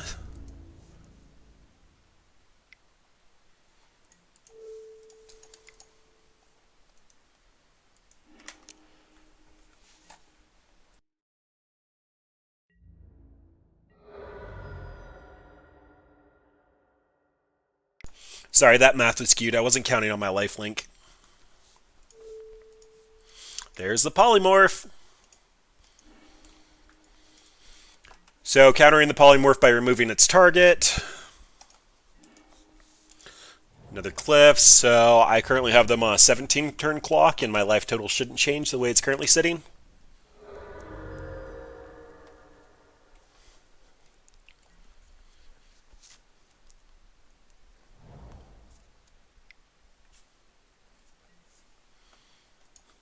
Okay. At this point, this literally does nothing. Good read from opponent realizing we were an artifact deck, though. I guess that technically shuts off our spell bomb. Yeah, I think that's it. Oh, and spell skite. Antiquities War. That's a good one. Opponent has 3 mana up. They have shown us mana leak. There's no way I'm not running this out. I have no interaction. There's nothing to hold up for.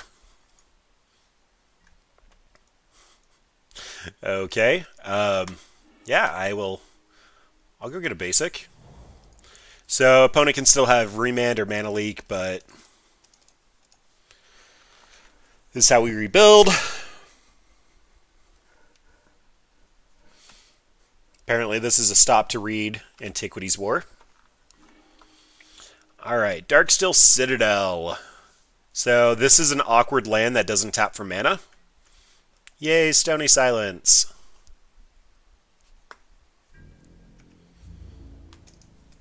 Fortunately enough, though, Antiquities War will actually put us with 11 damage on the table.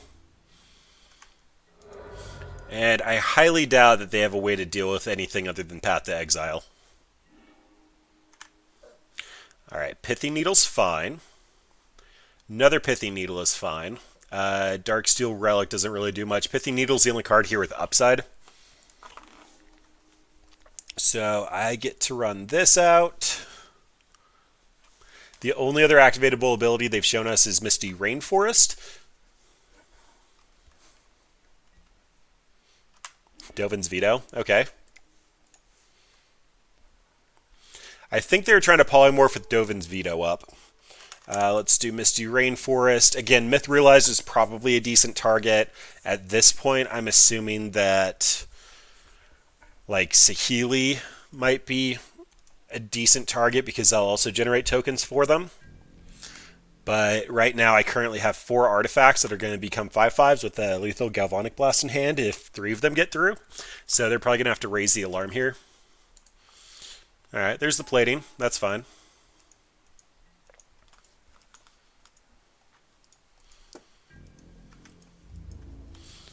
The plating also counters removal spells or protects them from removal spells, depending on how you want to set that up. Which is why this opponent's playing with it right now. It is the new tech. Alright, Bolt's a good one. So, Bolt means that I can kill if 2 get through.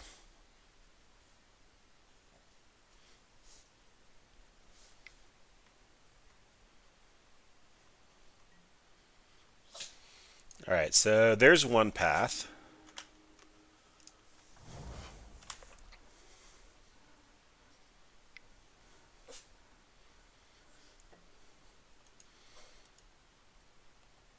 I really hate that I can't kill that this turn, but that's fine. Oh, it just went into this one. I don't think that did what they wanted it to do. For some reason I was thinking it was going to create another token, but that's not how that works. And they are hexproof. I was a little worked up about the token there, but no, I need an upkeep stop. Now they can draw a counterspell.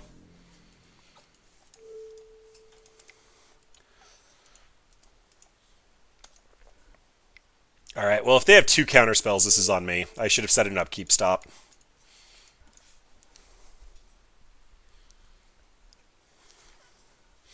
Alright, so opponent definitely knows what we're doing this time. Everything that I've seen here leads me to believe that I want these Antiquities Wars. They are showing us Stony Silence, although that's not how we win. I still need to kill their polymorph targets, but that goes down a ton with the new hexproof. These two guys lose a little bit of value while they're on Stony Silence, but I think they're realizing that Stony Silence isn't great. Collective Brutality still has Duress. Maybe just a Tezzeret's Touch and a Vault Scourge. So scientific, but the Antiquities War showed that they are good and are also a win condition, so I believe that I want them. Oh, if I can draw into a land, this is awesome. But I don't think Bob's going to get me there. Alright, Cage, a token chump blocker, removal spells. I can try to scry into the land. I just want something decent. Is that so much to ask for? Alright, well, we have a hate piece. That has to go to the bottom for now. 20 lands is a real cost to the deck.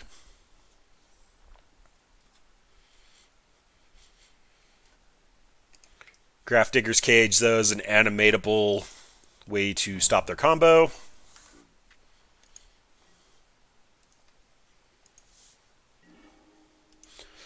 Alright, well, there's red mana.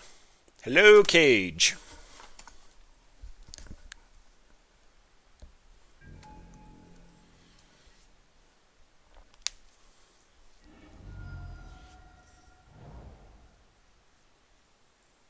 Opponent's opting.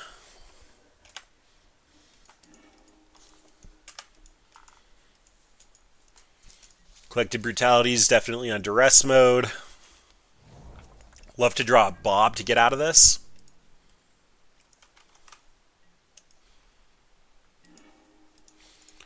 Blast is not a horrible backup plan.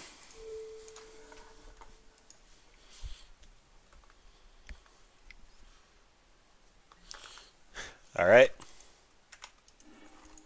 That's fine. I mean, we're down on cards. It wasn't looking great when we had to mull to 4. I think we went to 4. Yep, we went to 4. Inscribed to the bottom.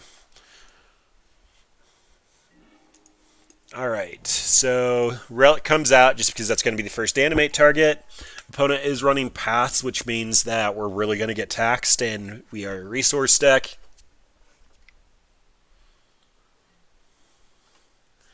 Peer through the depths. Let's see what they find. A Dovin's Veto. Alright, well that stops a lot of what we're doing.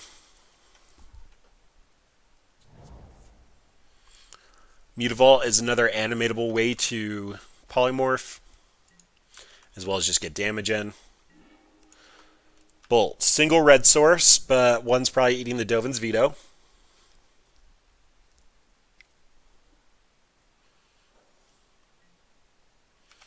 Another Peer through the depths.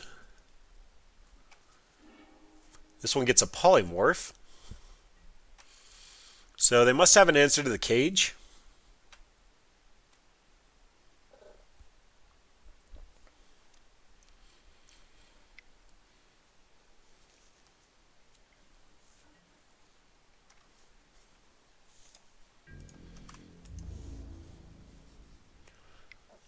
Alright, so I'm going to bolt. Opponent shouldn't have anything that the 3 toughness should matter against.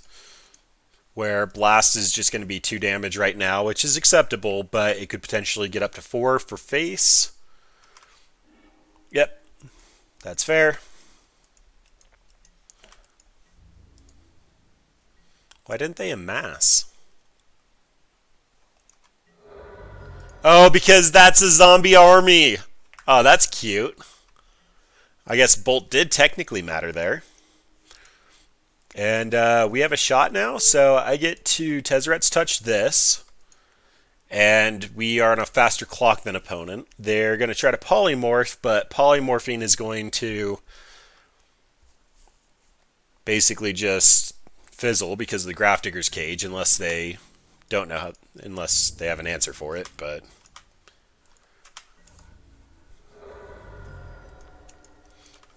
never didn't have it. Tezzeret's Touch right off the top.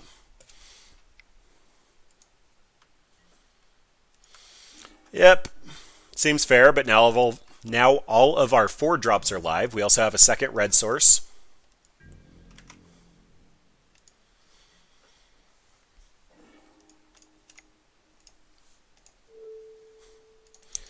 All right, 1-1 beats.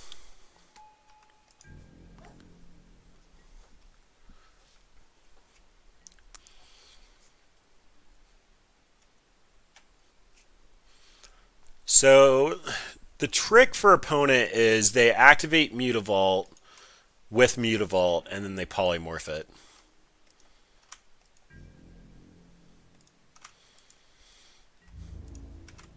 I'm going to wait to Tezzeret's Touch until they try to tap down their white mana. I can't imagine they do it anytime soon, but hopefully they'll like activate Mutavault. I try to blast it. They Dovin's Veto it.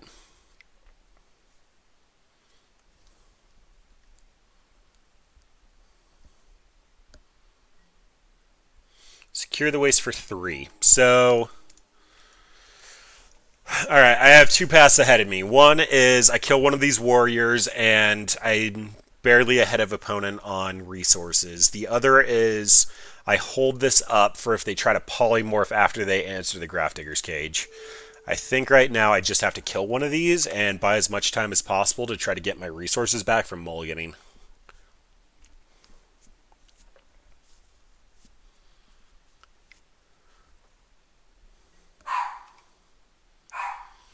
Yep, that's quite bad. You get hold up Dovin's Veto and swing in for 5, so I'm technically on a 4-turn clock. I don't know why I forgot about the Mutavault.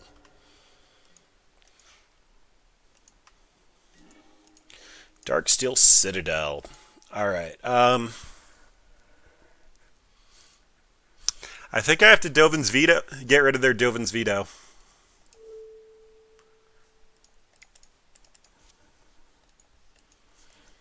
So they should counter this, either that or just path it after the fact, but as long as they have interaction, I am so far behind.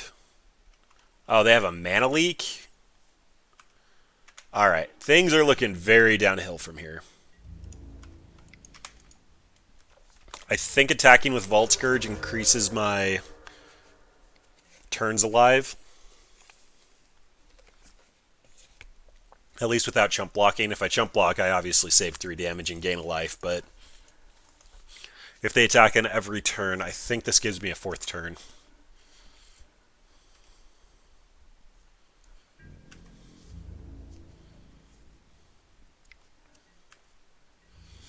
Yeah, them holding up Dovin's Veto means I need to draw gas into gas.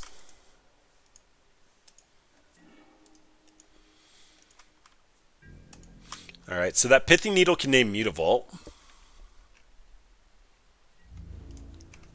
So that should probably eat a Dovin's Veto.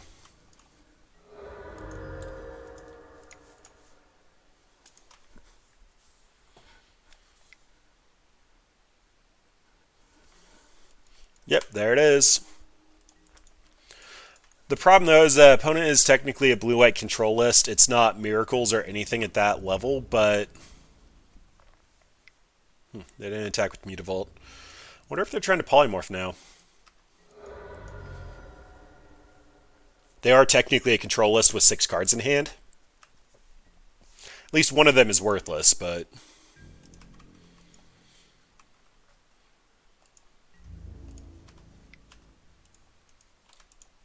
so this can technically... It won't win the race for me. But it can kill a Mutavault if they go to activate it. It's probably another Secure the Waste, though.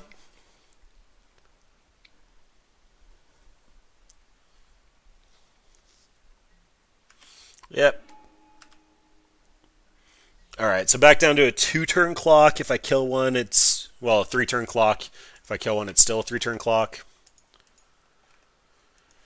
So I do get an attempt to bolt here.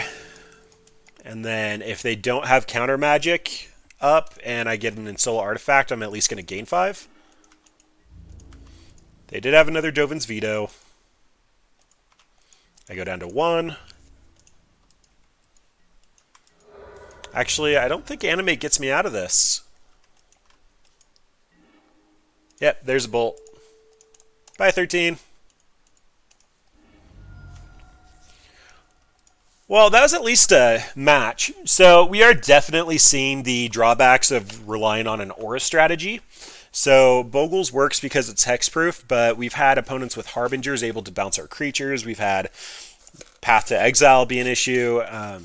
We have multiple ways to get card advantage now between Bob and Antiquities War, basically any of the Planeswalkers. Narset actually could work in this deck.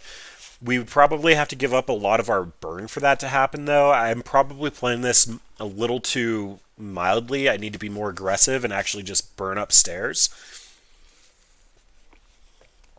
But we can use like Narset to look at the top of our deck, try to find either the removal spell. Tezzeret can just animate something.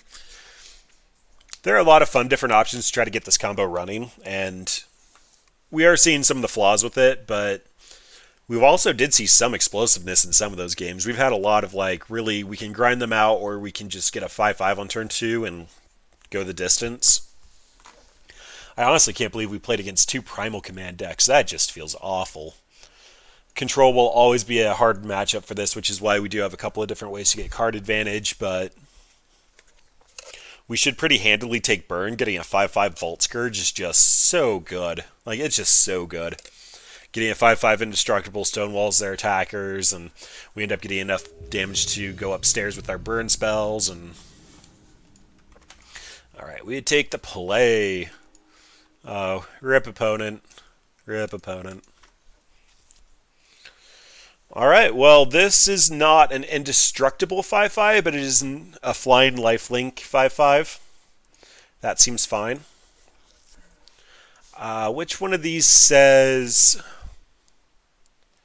affinity more? I think probably the Thoughtseize Bolt combo, or Spell Pierce Thoughts. Yeah, the Bolt combo. Alright. Opponent, do something dirtily.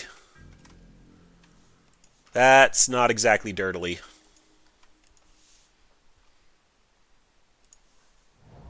So if I Ensoul Artifact here, they'll just path it. I'm probably going to Spellbomb Vault Scourge here. This is looking like another control list, so we actually might go 1-4 today. I've been doing a pretty good job staying in the 2-3 bracket with janky decks, but this one might not make it. I do like the idea of getting Spellbomb out there.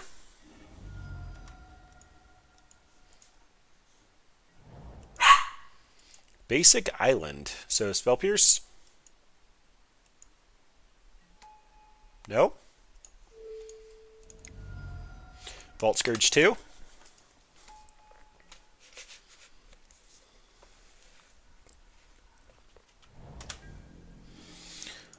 Alright, so they're looking fairly stock blue-white.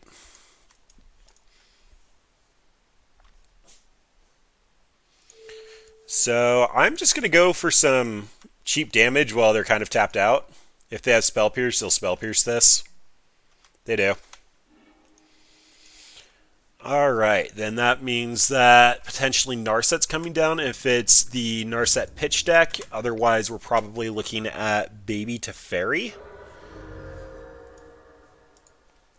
I could have played this where I would have left up the Nihil Spellbomb. I'm expecting a Planeswalker, though, so this Pithing Needle is actually going to be a defensive Pithing Needle, and the Lightning Bolt can do whatever it needs to do. Alright, so there's a Saheeli. Her static ability is good enough that I'm actually just going to kill her here.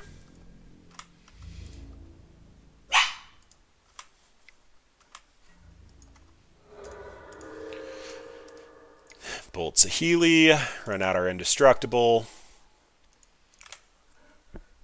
And I'm not sure what to put opponent on at this point, so I'm expecting them to at least have Cryptic Command. If they make their land drop here, it's Cryptic Command. So if they have Snapcaster, they're not getting anything out of that graveyard. Basically get my cantrip, try to set up for a better turn. There's a Bob. Bob's good, but I don't want to run Bob into counter magic for no reason. So this is a permanent. I'm going to try to call Jace with it. Hopefully that counters, they counter it. This is blind, and opponent looks to be on some spice, so they're probably... Oh, they are going to answer it? All right. Counter draw. Well, that means Bobby Boy gets to come out. I haven't seen an upkeep draw stop, so it probably means that they're not miracles.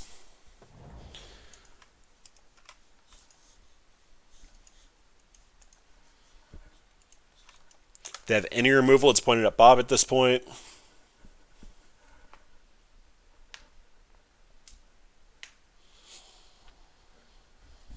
They're 1 mana off of activating Celestial Colonnade and attacking and or blocking.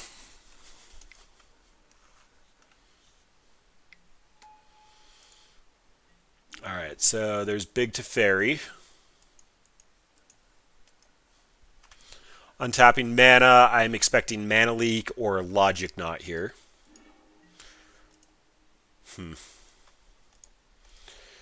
So, how much credit do I want to give to an Ambush Viper? Snapcaster coming down would kill Bob and not be able to do anything, but Snapcaster would mean Snapcaster Cryptic's off the table. Alright, everything's going at Teferi.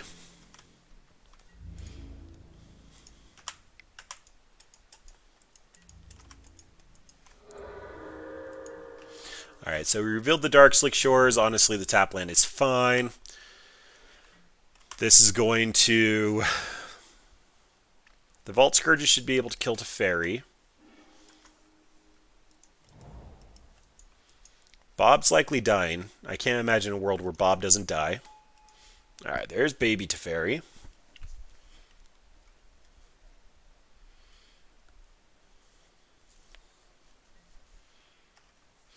Bob goes back to hand. Opponent draws a card. They can't defend Teferi anymore, so they probably have at least a path in hand. Or potentially Cryptic. Which means Bob's coming down at least at end step.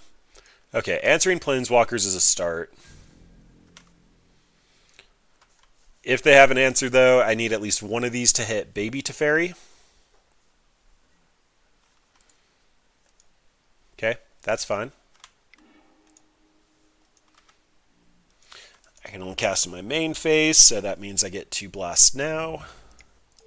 By meow, I mean right meow. Kill Big Teferi. Of these two, it's easier to kill the little one, and the little one I don't care about drawing. Bob puts stuff into hand. I need black mana, I know that. No Spell Snare. Oh. That's a bad Mr. Opponent, bad. Well, now that I can activate Colonnade, odds of getting in are really diminishing. I need one of my 4-drops here pretty quickly, and opponent to not have a counterspell. Likely not going to happen. That was a lucky Spell Snare. Alright. So Colonnade's going to eat a Vault Scourge. I'm going to go after baby Teferi. Rather just make it so that they can't draw the additional card. Oh, no. Okay, they have another one. But we're 16 cards in with 3, 4, 5, 6, 7 of our 20 lands.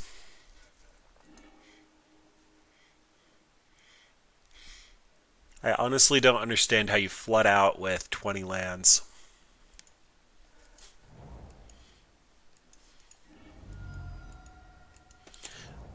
But we're trying.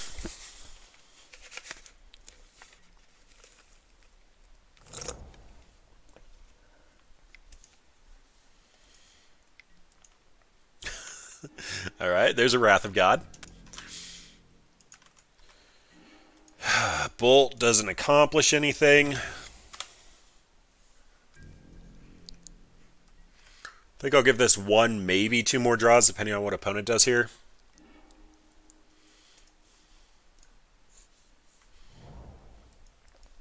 I think opponent's basic checking us. A lot of times in my blue-white list I have Crucible of Worlds in the side, and I want to know exactly how hard I can tax their mana. Vault Scourge is at least a start.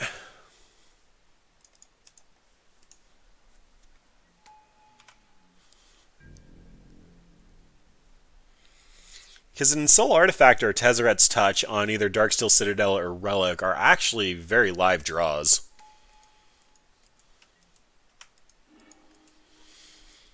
Opponent is definitely getting the card advantage, though. They can activate Colonnade now to block. Alright, so if they go to block with Colonnade, they'll tap out, and I can at least Shrapnel Blast to Fairy.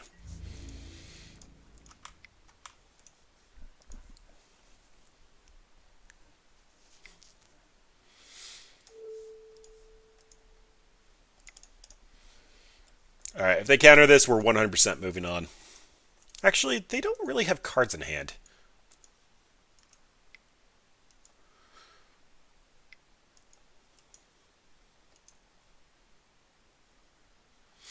Is this a Logic Knot? It's 100% a Logic Knot. Alright.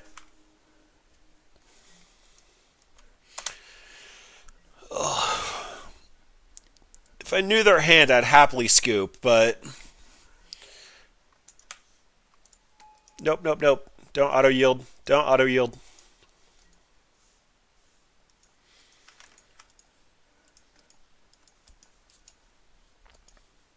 Okay, so they fixed our draw. They're getting a replacement card. I want to see what they put on top.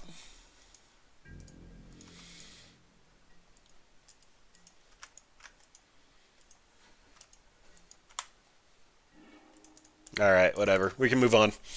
That took a while for them to actually get set up. So, Duress comes in. Spellbomb comes out. Damp Sphere comes out. Fulminator comes in. And the card advantage package, Tezzeret's Touch, is awful against Path. Shrapnel Blast being a 2-for-1 is bad. We did show some of the power of being able to sack their target. Elder Spell comes in because it can remove multiple Planeswalkers if they don't have counter magic to back it up. Pithy Needles are just great. Why didn't we see those? We can trim on some Spell Bombs. Blue-White really doesn't care about their graveyard. Everybody way overboards for it. Yeah, maybe just all the Tezzeret's Touch because our converted mana cost went up high and we're keeping Bob. Spellskite can probably come in. If we're keeping a board state, we're keeping a board state, but opponent had Wrath of God, so that means that they have at least two Supreme Verdicts, and they might even potentially have the Settle the Wreckages or the Day of Judgments. Cage is actually probably just better than trying to hit their graveyard. I don't know, maybe that. I really hate boarding out the Ensoul package. We've already taken 4 of those out, so maybe just one less Vault Scourge. The 1/1 doesn't really cover a whole lot, and it's not like we need to gain life. Love to play first. An aggressive hand. We have a Pithy Needle. It's probably actually going to go on Flooded Strand. We've shown how powerful it can be to take away our opponent's mana into a Bob while holding up a Lightning Bolt for turn 4 Jace. So I don't have any color commitments. I'm not going to be Darksteel Citadeling on 2 because it can just get Path and not get an attack in. So let's start off on that since it casts Bob. And then we'll name Flooded Strand and ship it over to opponent.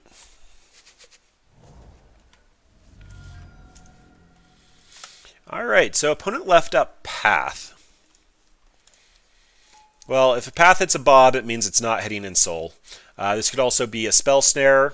Yep, there it is. Or a Spell Pierce.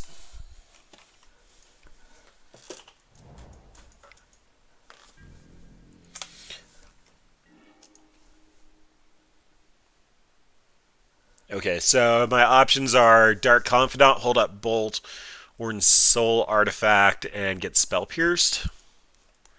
Ensoul Artifact survives Spell Pierce if I wait a turn. So that's putting me on Bob.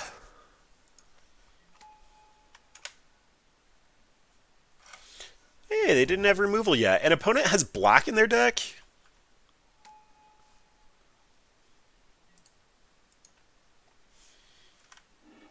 Okay. So I actually really want Bob to stick around, so I'm just going to Bob and Lightning Bolt. There could be an argument to actually try to... Galvanic Blast is almost online, and it can actually kill a Teferi if he miss sequences. So yeah, I think I'm keeping Blaster. No, Blast can't kill Jace, so I need to do that. If Jace comes down next turn and brainstorms, I need to be able to answer Jace.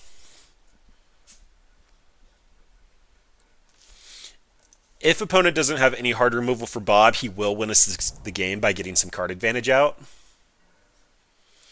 Narset. Alright, so I don't think opponent knows that Bob is not a draw, but instead a put into your hand. Okay, that's fine. So they had to fish pretty deep for that. I want the red source here so I can do multiple burn spells against planeswalkers.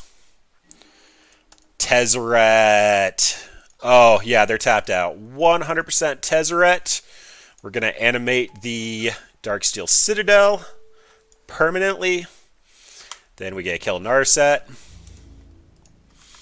This deck has some real power to it, but I think it has too many moving pieces. We might need to actually just trim on the Ensoul artifacts and go heavier on the Tezzerets. I don't know. This deck can be fun, though. Alright, opponent hasn't shown us a Flooded Strand yet, and they don't have double white at the moment, so I'm going to try to hit for 10, because that makes any burn spells like super live. The card advantage from Tezzeret would be great, but odds are they're not going to be attacking in with Celestial Colonnade next turn. If they are, they're pretty much just dead here.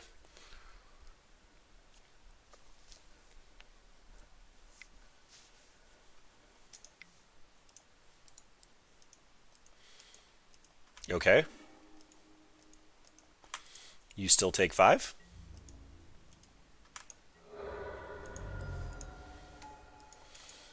And I'm going to save Ensoul Artifact as a sneaky attacker. They know that we can cash out Tezzeret here, so they're probably going to play around that at least a little bit. Or if they just use Colonnade to attack in, then I get to swing back for 10 and kill them with Bolt.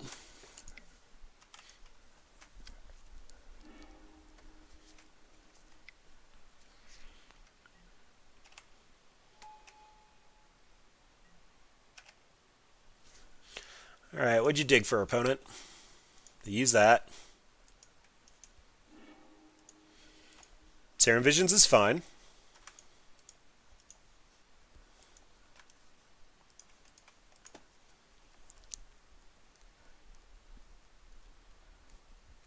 Please use another cantrip.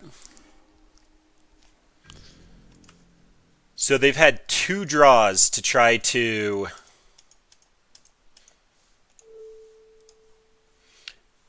get a path. If they didn't get a path, no, even if they, no, yeah, path won't get around this. I'm bolting them here because the Ensoul Artifact is lethal. If they have a Spell Snare or a Spell Pierce for Ensoul Artifact, I can just cash out Tezzeret and win. Yep, okay, so opponent saw them dying.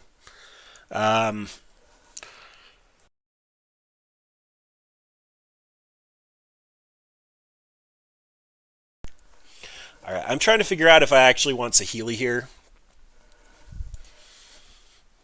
I haven't been able to play with her, and I feel like generating a bunch of 1/1 tokens feels like a decent backup plan for this deck.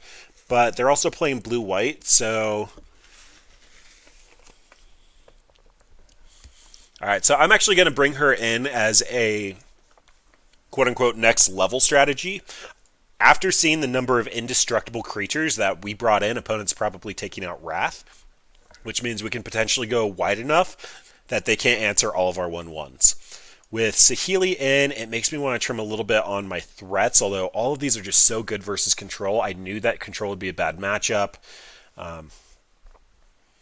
Maybe Spellskite's just bad. They only have the 4 paths. Oh, it changes abilities, though. It can stop the bouncing from Teferis and the tucks from Teferi. Maybe just the Cage.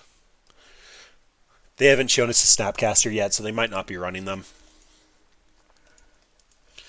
Alright, so this is This is so slow.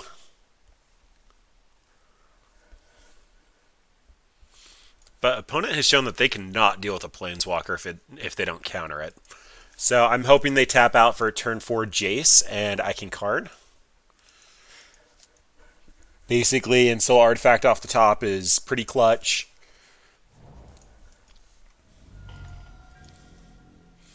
I took out a lot of my hasty stuff, though.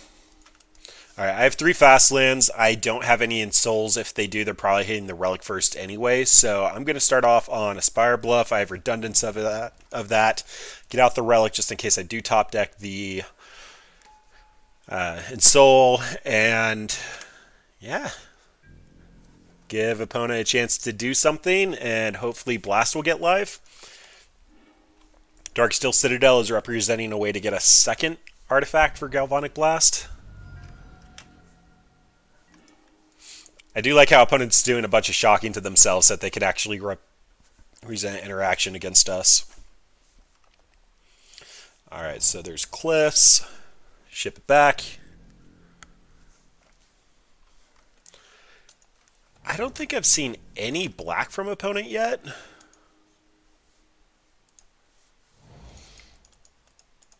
Alright, Fulminator comes down. Guess we check to see if they have Logic Knot.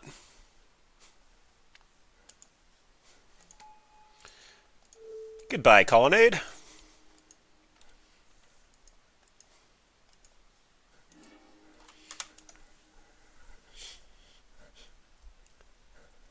I can't. When I was putting Fulminator in the side, I figured, oh, we might need that for Tron because Tron has had some busted starts lately. Little did I think that it would actually work against this setup. Alright, opponent, the way that they had let that sit makes me think that they have Spell Pierce. They didn't have a way to answer the creature, and they realized that the land destruction would be bad. I can try to slam Karn here, but I don't think that's where I want to be going with this. If they hit a land drop, they're probably going to drop to Fairy or Narset and try to find another land.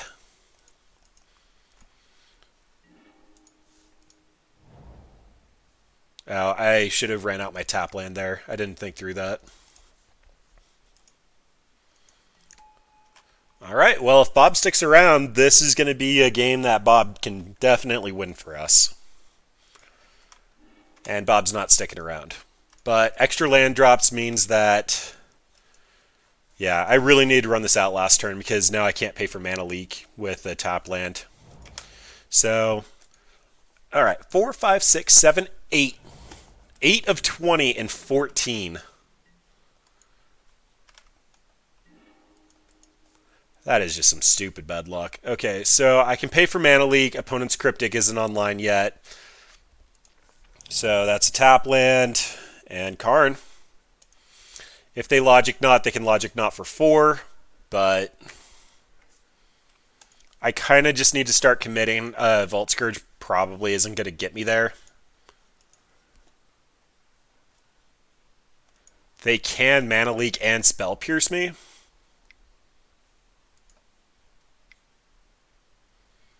Okay, so this is the Logic Knot for 4. That's fine.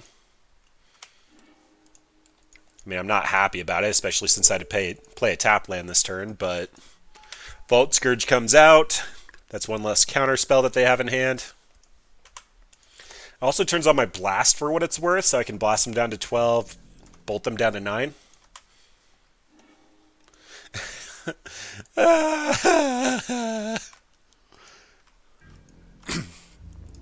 Alright. The way the opponent's been playing, I'm assuming they have a lot of counter magic. I'm hoping that this Vault Scourge can really go the distance. They could also just be sitting on a couple of expensive Planeswalkers. That's a card. This will force a counter spell. I'm going to wait for them to actually commit into their board, because they're just going to die at the current board state. So when they actually try to make their threat, I can Antiquities War. Do I want to blast them down to 10? Bolt will put them to 7. They'll be dead to another Blast Bolt combo, or... Alright, whatever, that's fine.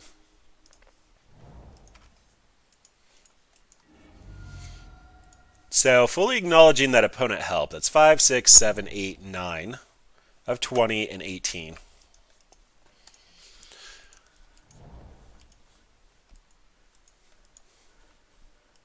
Show me Big Teferi! So many of my threats are less than 4 mana as it is anyway. I've got so many good draws, too.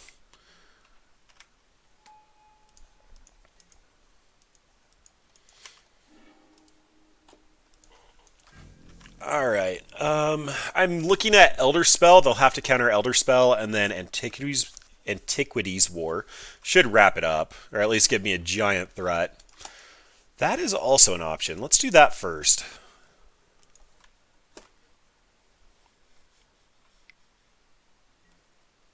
Yep. Dovin's Veto away, sir.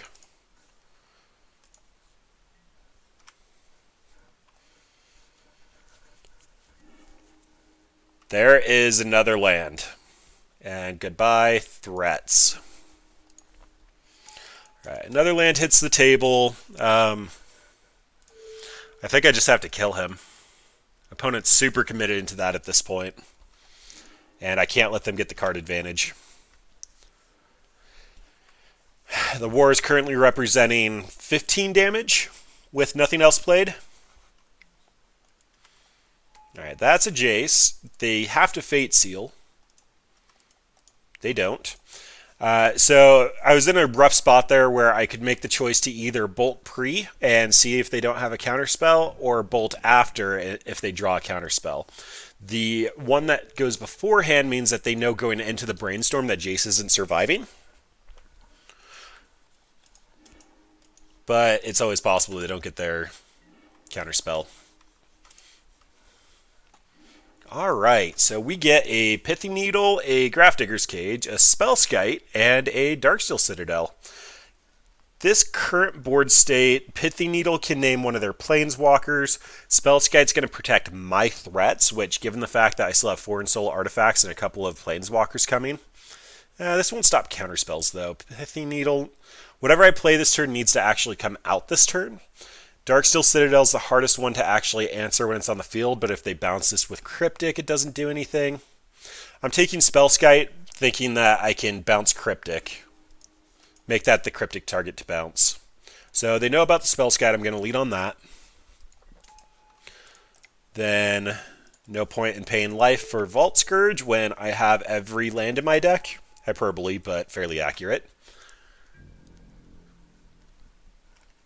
I have 5 artifacts, currently representing 25 damage off the Antiquities War.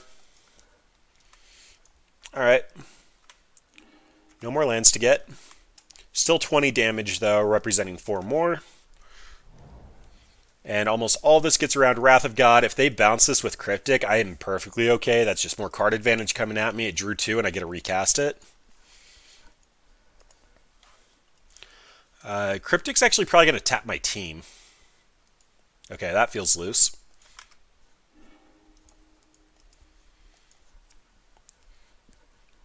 My first instinct was bounce Antiquities War, but the more I thought about it, tapping team when I couldn't attack seemed like the best play. This is going to be the war. They probably have a counter for it. They don't. Okay. Vault Scourge is fine. I can Pithy Needle now and name Field of Ruin. That'll protect one of my super precious lands. I can Pithy Needle now. They should still have Saheeli in their deck and Baby Teferi. I think I'm just going to let it be, and if they run out of Planeswalker to try to set up for a future turn, then I can just Pithy Needle it down and blast their face and hopefully kill them at the end of the war.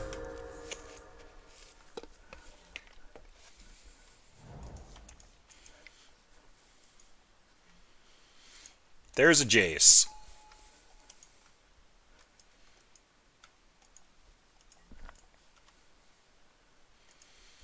Same logic as last time, only now they have Cryptic mana up. This Pithy Needle is also probably going to get countered, which means I'll be able to kill it with the Blast fairly easily.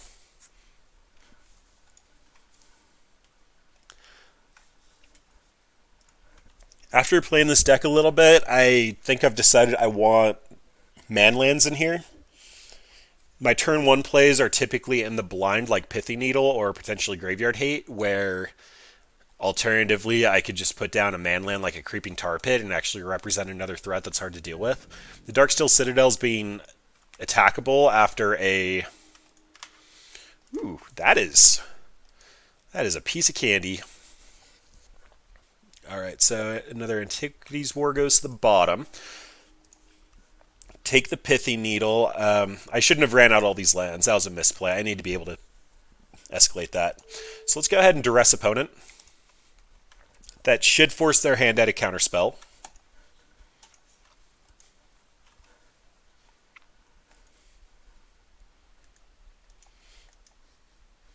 There also could have probably been an argument to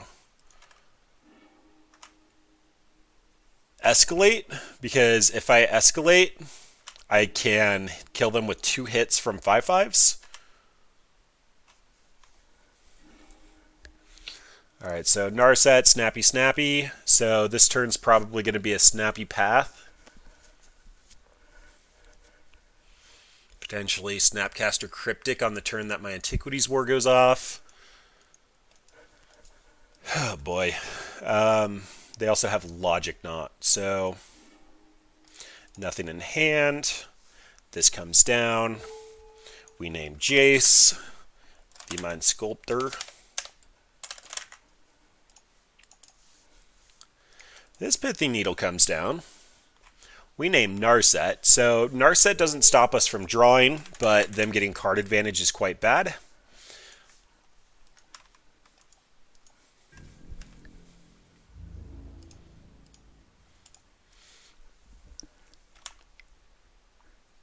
Why did I attack Jace? That's not what I wanted. Alright, we're a little over 2 hours. I'm getting mildly fried. That 1 damage would have put them at 10, so 2 hits from 5/5s would have killed them.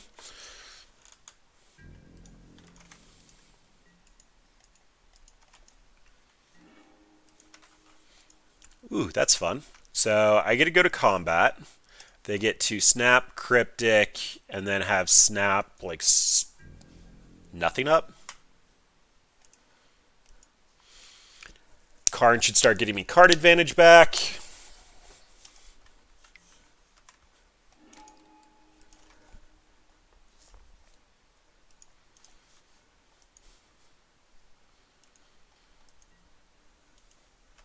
Yep, there's the Cryptic. Cryptic mana will leave them with 2. They have a Narset, a Snapcaster. If they have a Dovin Veto in hand, I'm going to be sad.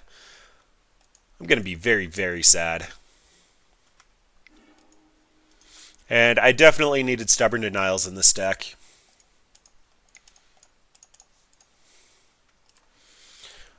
Alright, draw Dovin's Veto. Were you that lucky?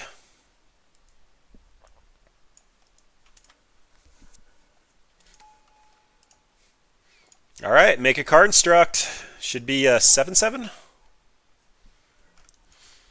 Keep up Blast. Even Karn says put that card into your hand. It's not drawing, so Narset's nothing for them. They technically still have a Snapcaster left in hand, which means Snapcaster, Path, Opt, Logic Knot are live, and Dovin's Veto.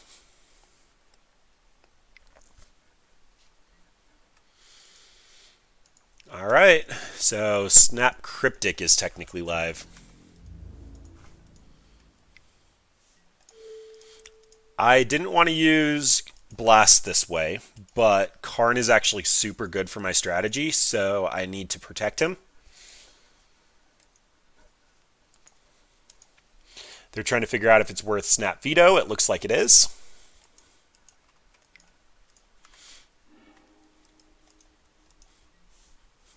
Wait, what did they do?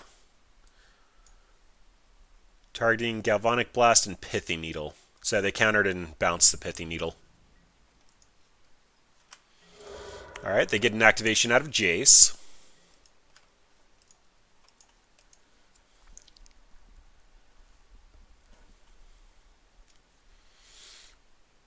Narset's likely going away, although they don't have a shuffle effect. I guess they can stop in Field of Ruin on upkeep. All right, that's fine. So, opponent can have any number of things in hand. First things first, card to plus. 2 cards enter the revealed zone. They are Ensoul Artifact and Cliffs. That means Cliffs comes down. Antiquities Wars comes down.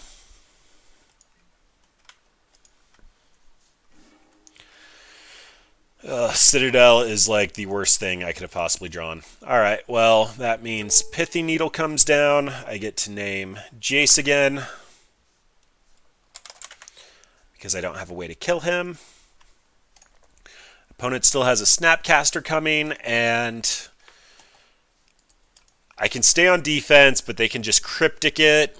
I can attack. That'll get them down 1. I'm going to stay on defense and force them to use Cryptic if they want to kill Karn here. Antiquities War is actually a viable threat, so they kind of have to figure out how to deal with both. That Brainstorm from Jace should have helped, although they drew one of the cards back. Alright, there's a Teferi. Teferi's going to bounce Vault Scourge. So, again, 1, 2, 3, 4, 5, 6, 7, 8, 9, 10, 11, 12. Oh, they're... That's fair.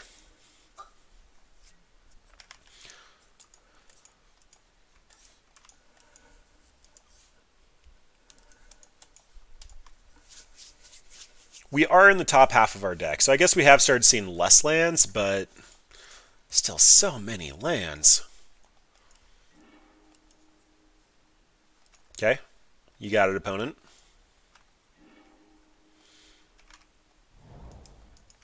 They did get a shuffle away with Jace on that one. Highly doubt that they didn't get rid of Snapcaster. Although they're running out of mana at this point, so... They probably have a Dovin's Veto now.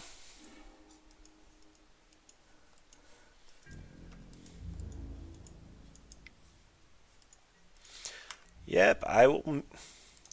What the hell?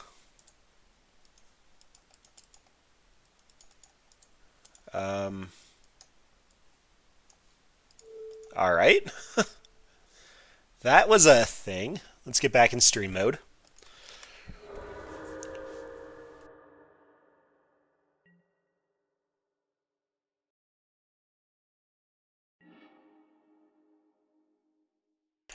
Alright. Another Pithy Needle. So, I'm going to grab Ensoul Artifact. I'm going to Ensoul the Darksteel Relic. Play that. Kill Jace the Mind Sculptor.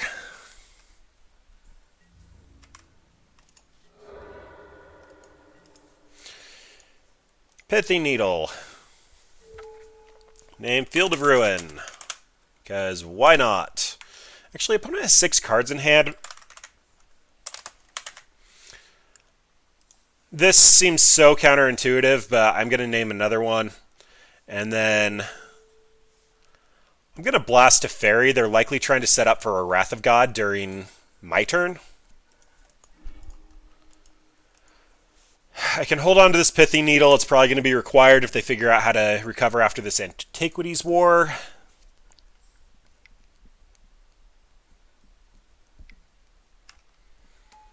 Alright, so Healy doesn't do much by herself, but they probably have at least Snapcaster and potentially a Cryptic command. Another Ensoul Artifact is pretty live.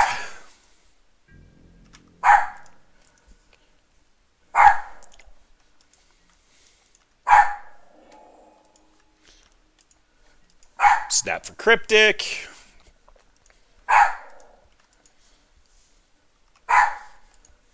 Rocky. Yep, they get a servo out of that.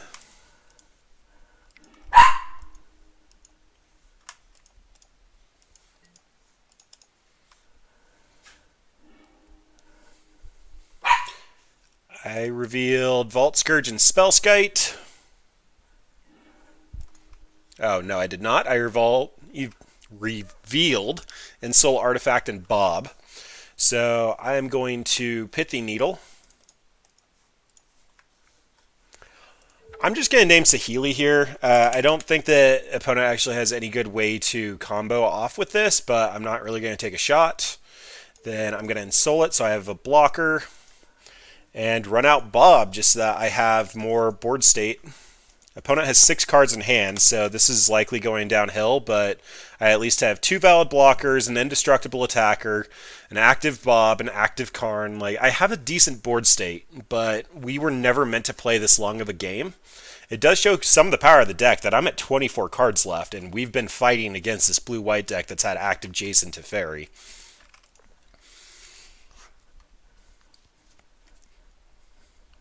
Going into this last match being 1-3, I was feeling a little under on the deck, but it has some power. I think the Ensoul might be a little cute, but the Grixis pseudo-artifact list can probably do something. Again, Bob just did a lot of work. It might just be Bob. I might be overvaluing Bob and undervaluing the... Sorry, words. Alright, so opponent's going to have a path here. They're probably taking the Thirteene Needle. They'll be able to activate Saheeli to make the servo a 2-2, which means they'll be able to swing in at Karn for 4 damage. You targeted Cryptic Command. Opponent is hitting the point in the game where they need to start bouncing their own Snapcaster Mages with the Cryptic Commands in order to kind of stay in it.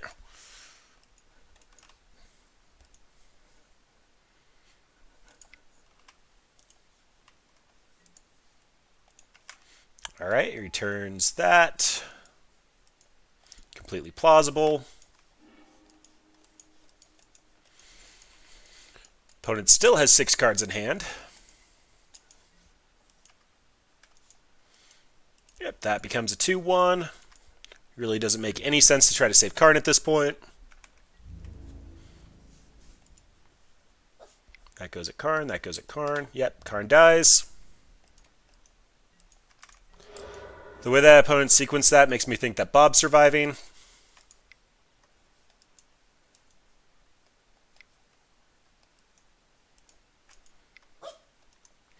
And there's a Narset.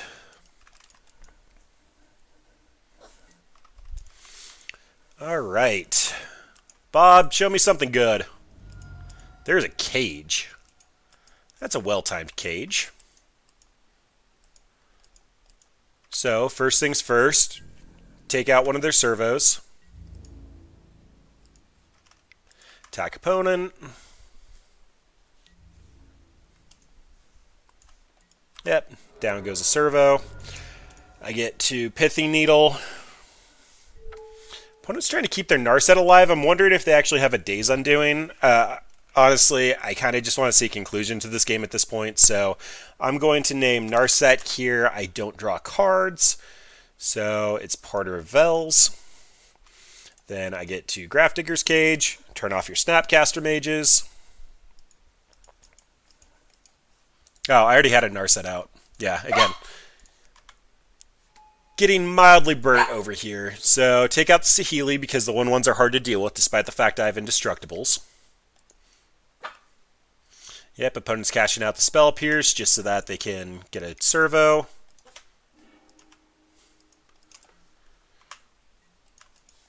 Alright, and opponent is currently looking at 7 damage on table, but they've got to do 6. The Colonnade makes this a little bit more awkward. Bob's going to do a little bit of damage to us, but hopefully going to draw us into something like a Shrapnel Blast or a Bolt. Like, Bob, do work. Bob, do something!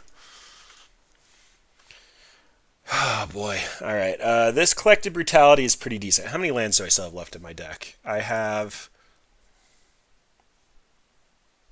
apparently did not learn any lessons, and those were the revealed ones. That's Exile. So I have a couple of lands I can still get into. Opponent actually knows about the Collected Brutality. I'm just going to get in with the Darksteel Relic.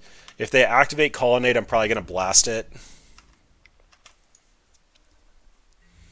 I'm going to keep the Brutality for a turn or two just to see if I can draw into a Actually, no, I'm just going to kill Snap. I'm so far ahead on this board, and opponents probably ran out of all their good cards at this point. They've exiled 3 Cryptics, and they only have 1 more to draw into, and I have a Grafdigger's Cage.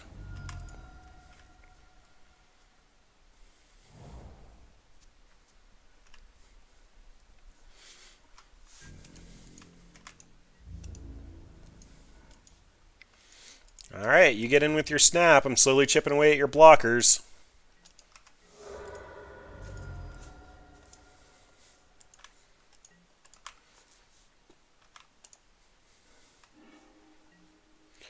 Alright, that is a pretty beautiful Fulminator right there. Does he do land destruction things?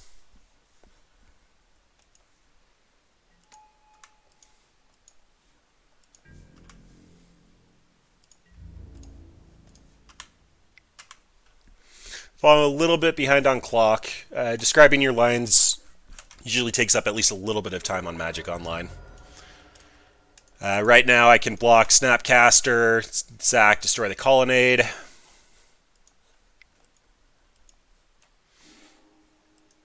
Yep. Nothing left. I do have a lot of burn left. If I can draw into 2 bolts, I can just kill opponent, although they're probably sitting on a non-zero amount of counter magic, but they have spell pierces and spell snares and probably just a lot of dead counter magic.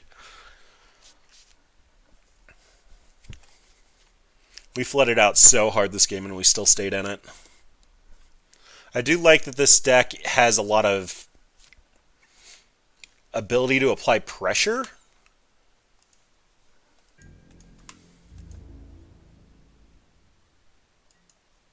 Alright. No Snapcaster, he knew I was going to fog it.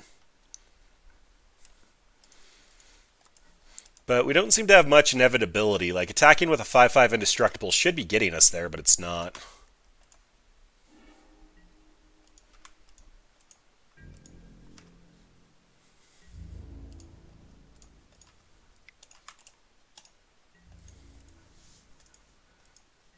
Yep. I am going to run out this other Bob. Most of our 4-drops are gone. I think we only have Tezzeret left, and if we draw Tezzeret, we're very happy. We'll have 2 5/5 indestructibles. Yeah, opponent decides that's not worth countering. I am hanging on to this land in case I draw the last Collective Brutality.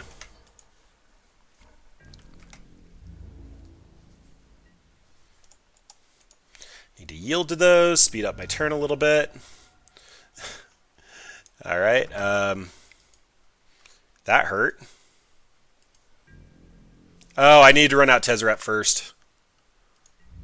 That's on me.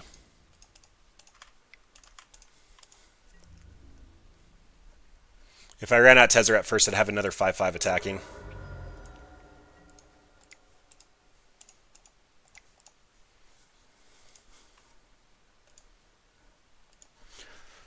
Oh well, Tezzeret plus here means that the ultimate's lethal.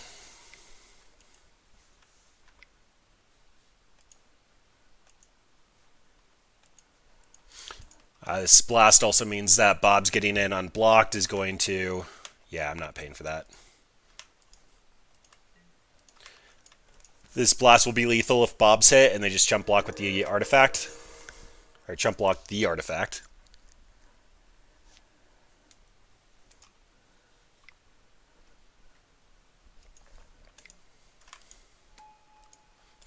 I want to Elder Spell that so bad.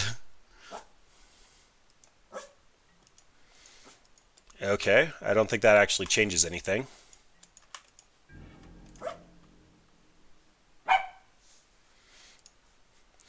Blue, red, 1.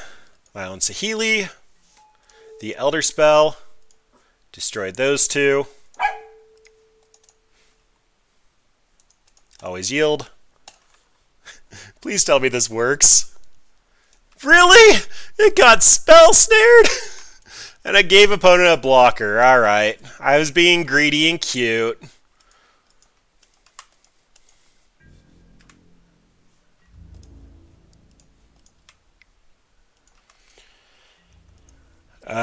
So Saheeli's going to be chump blocking for a decent amount of time, and I lost my Bob, so I need to draw into my burn now.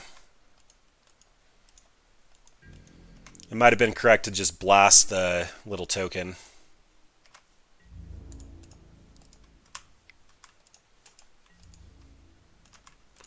Yay! Bold opponent.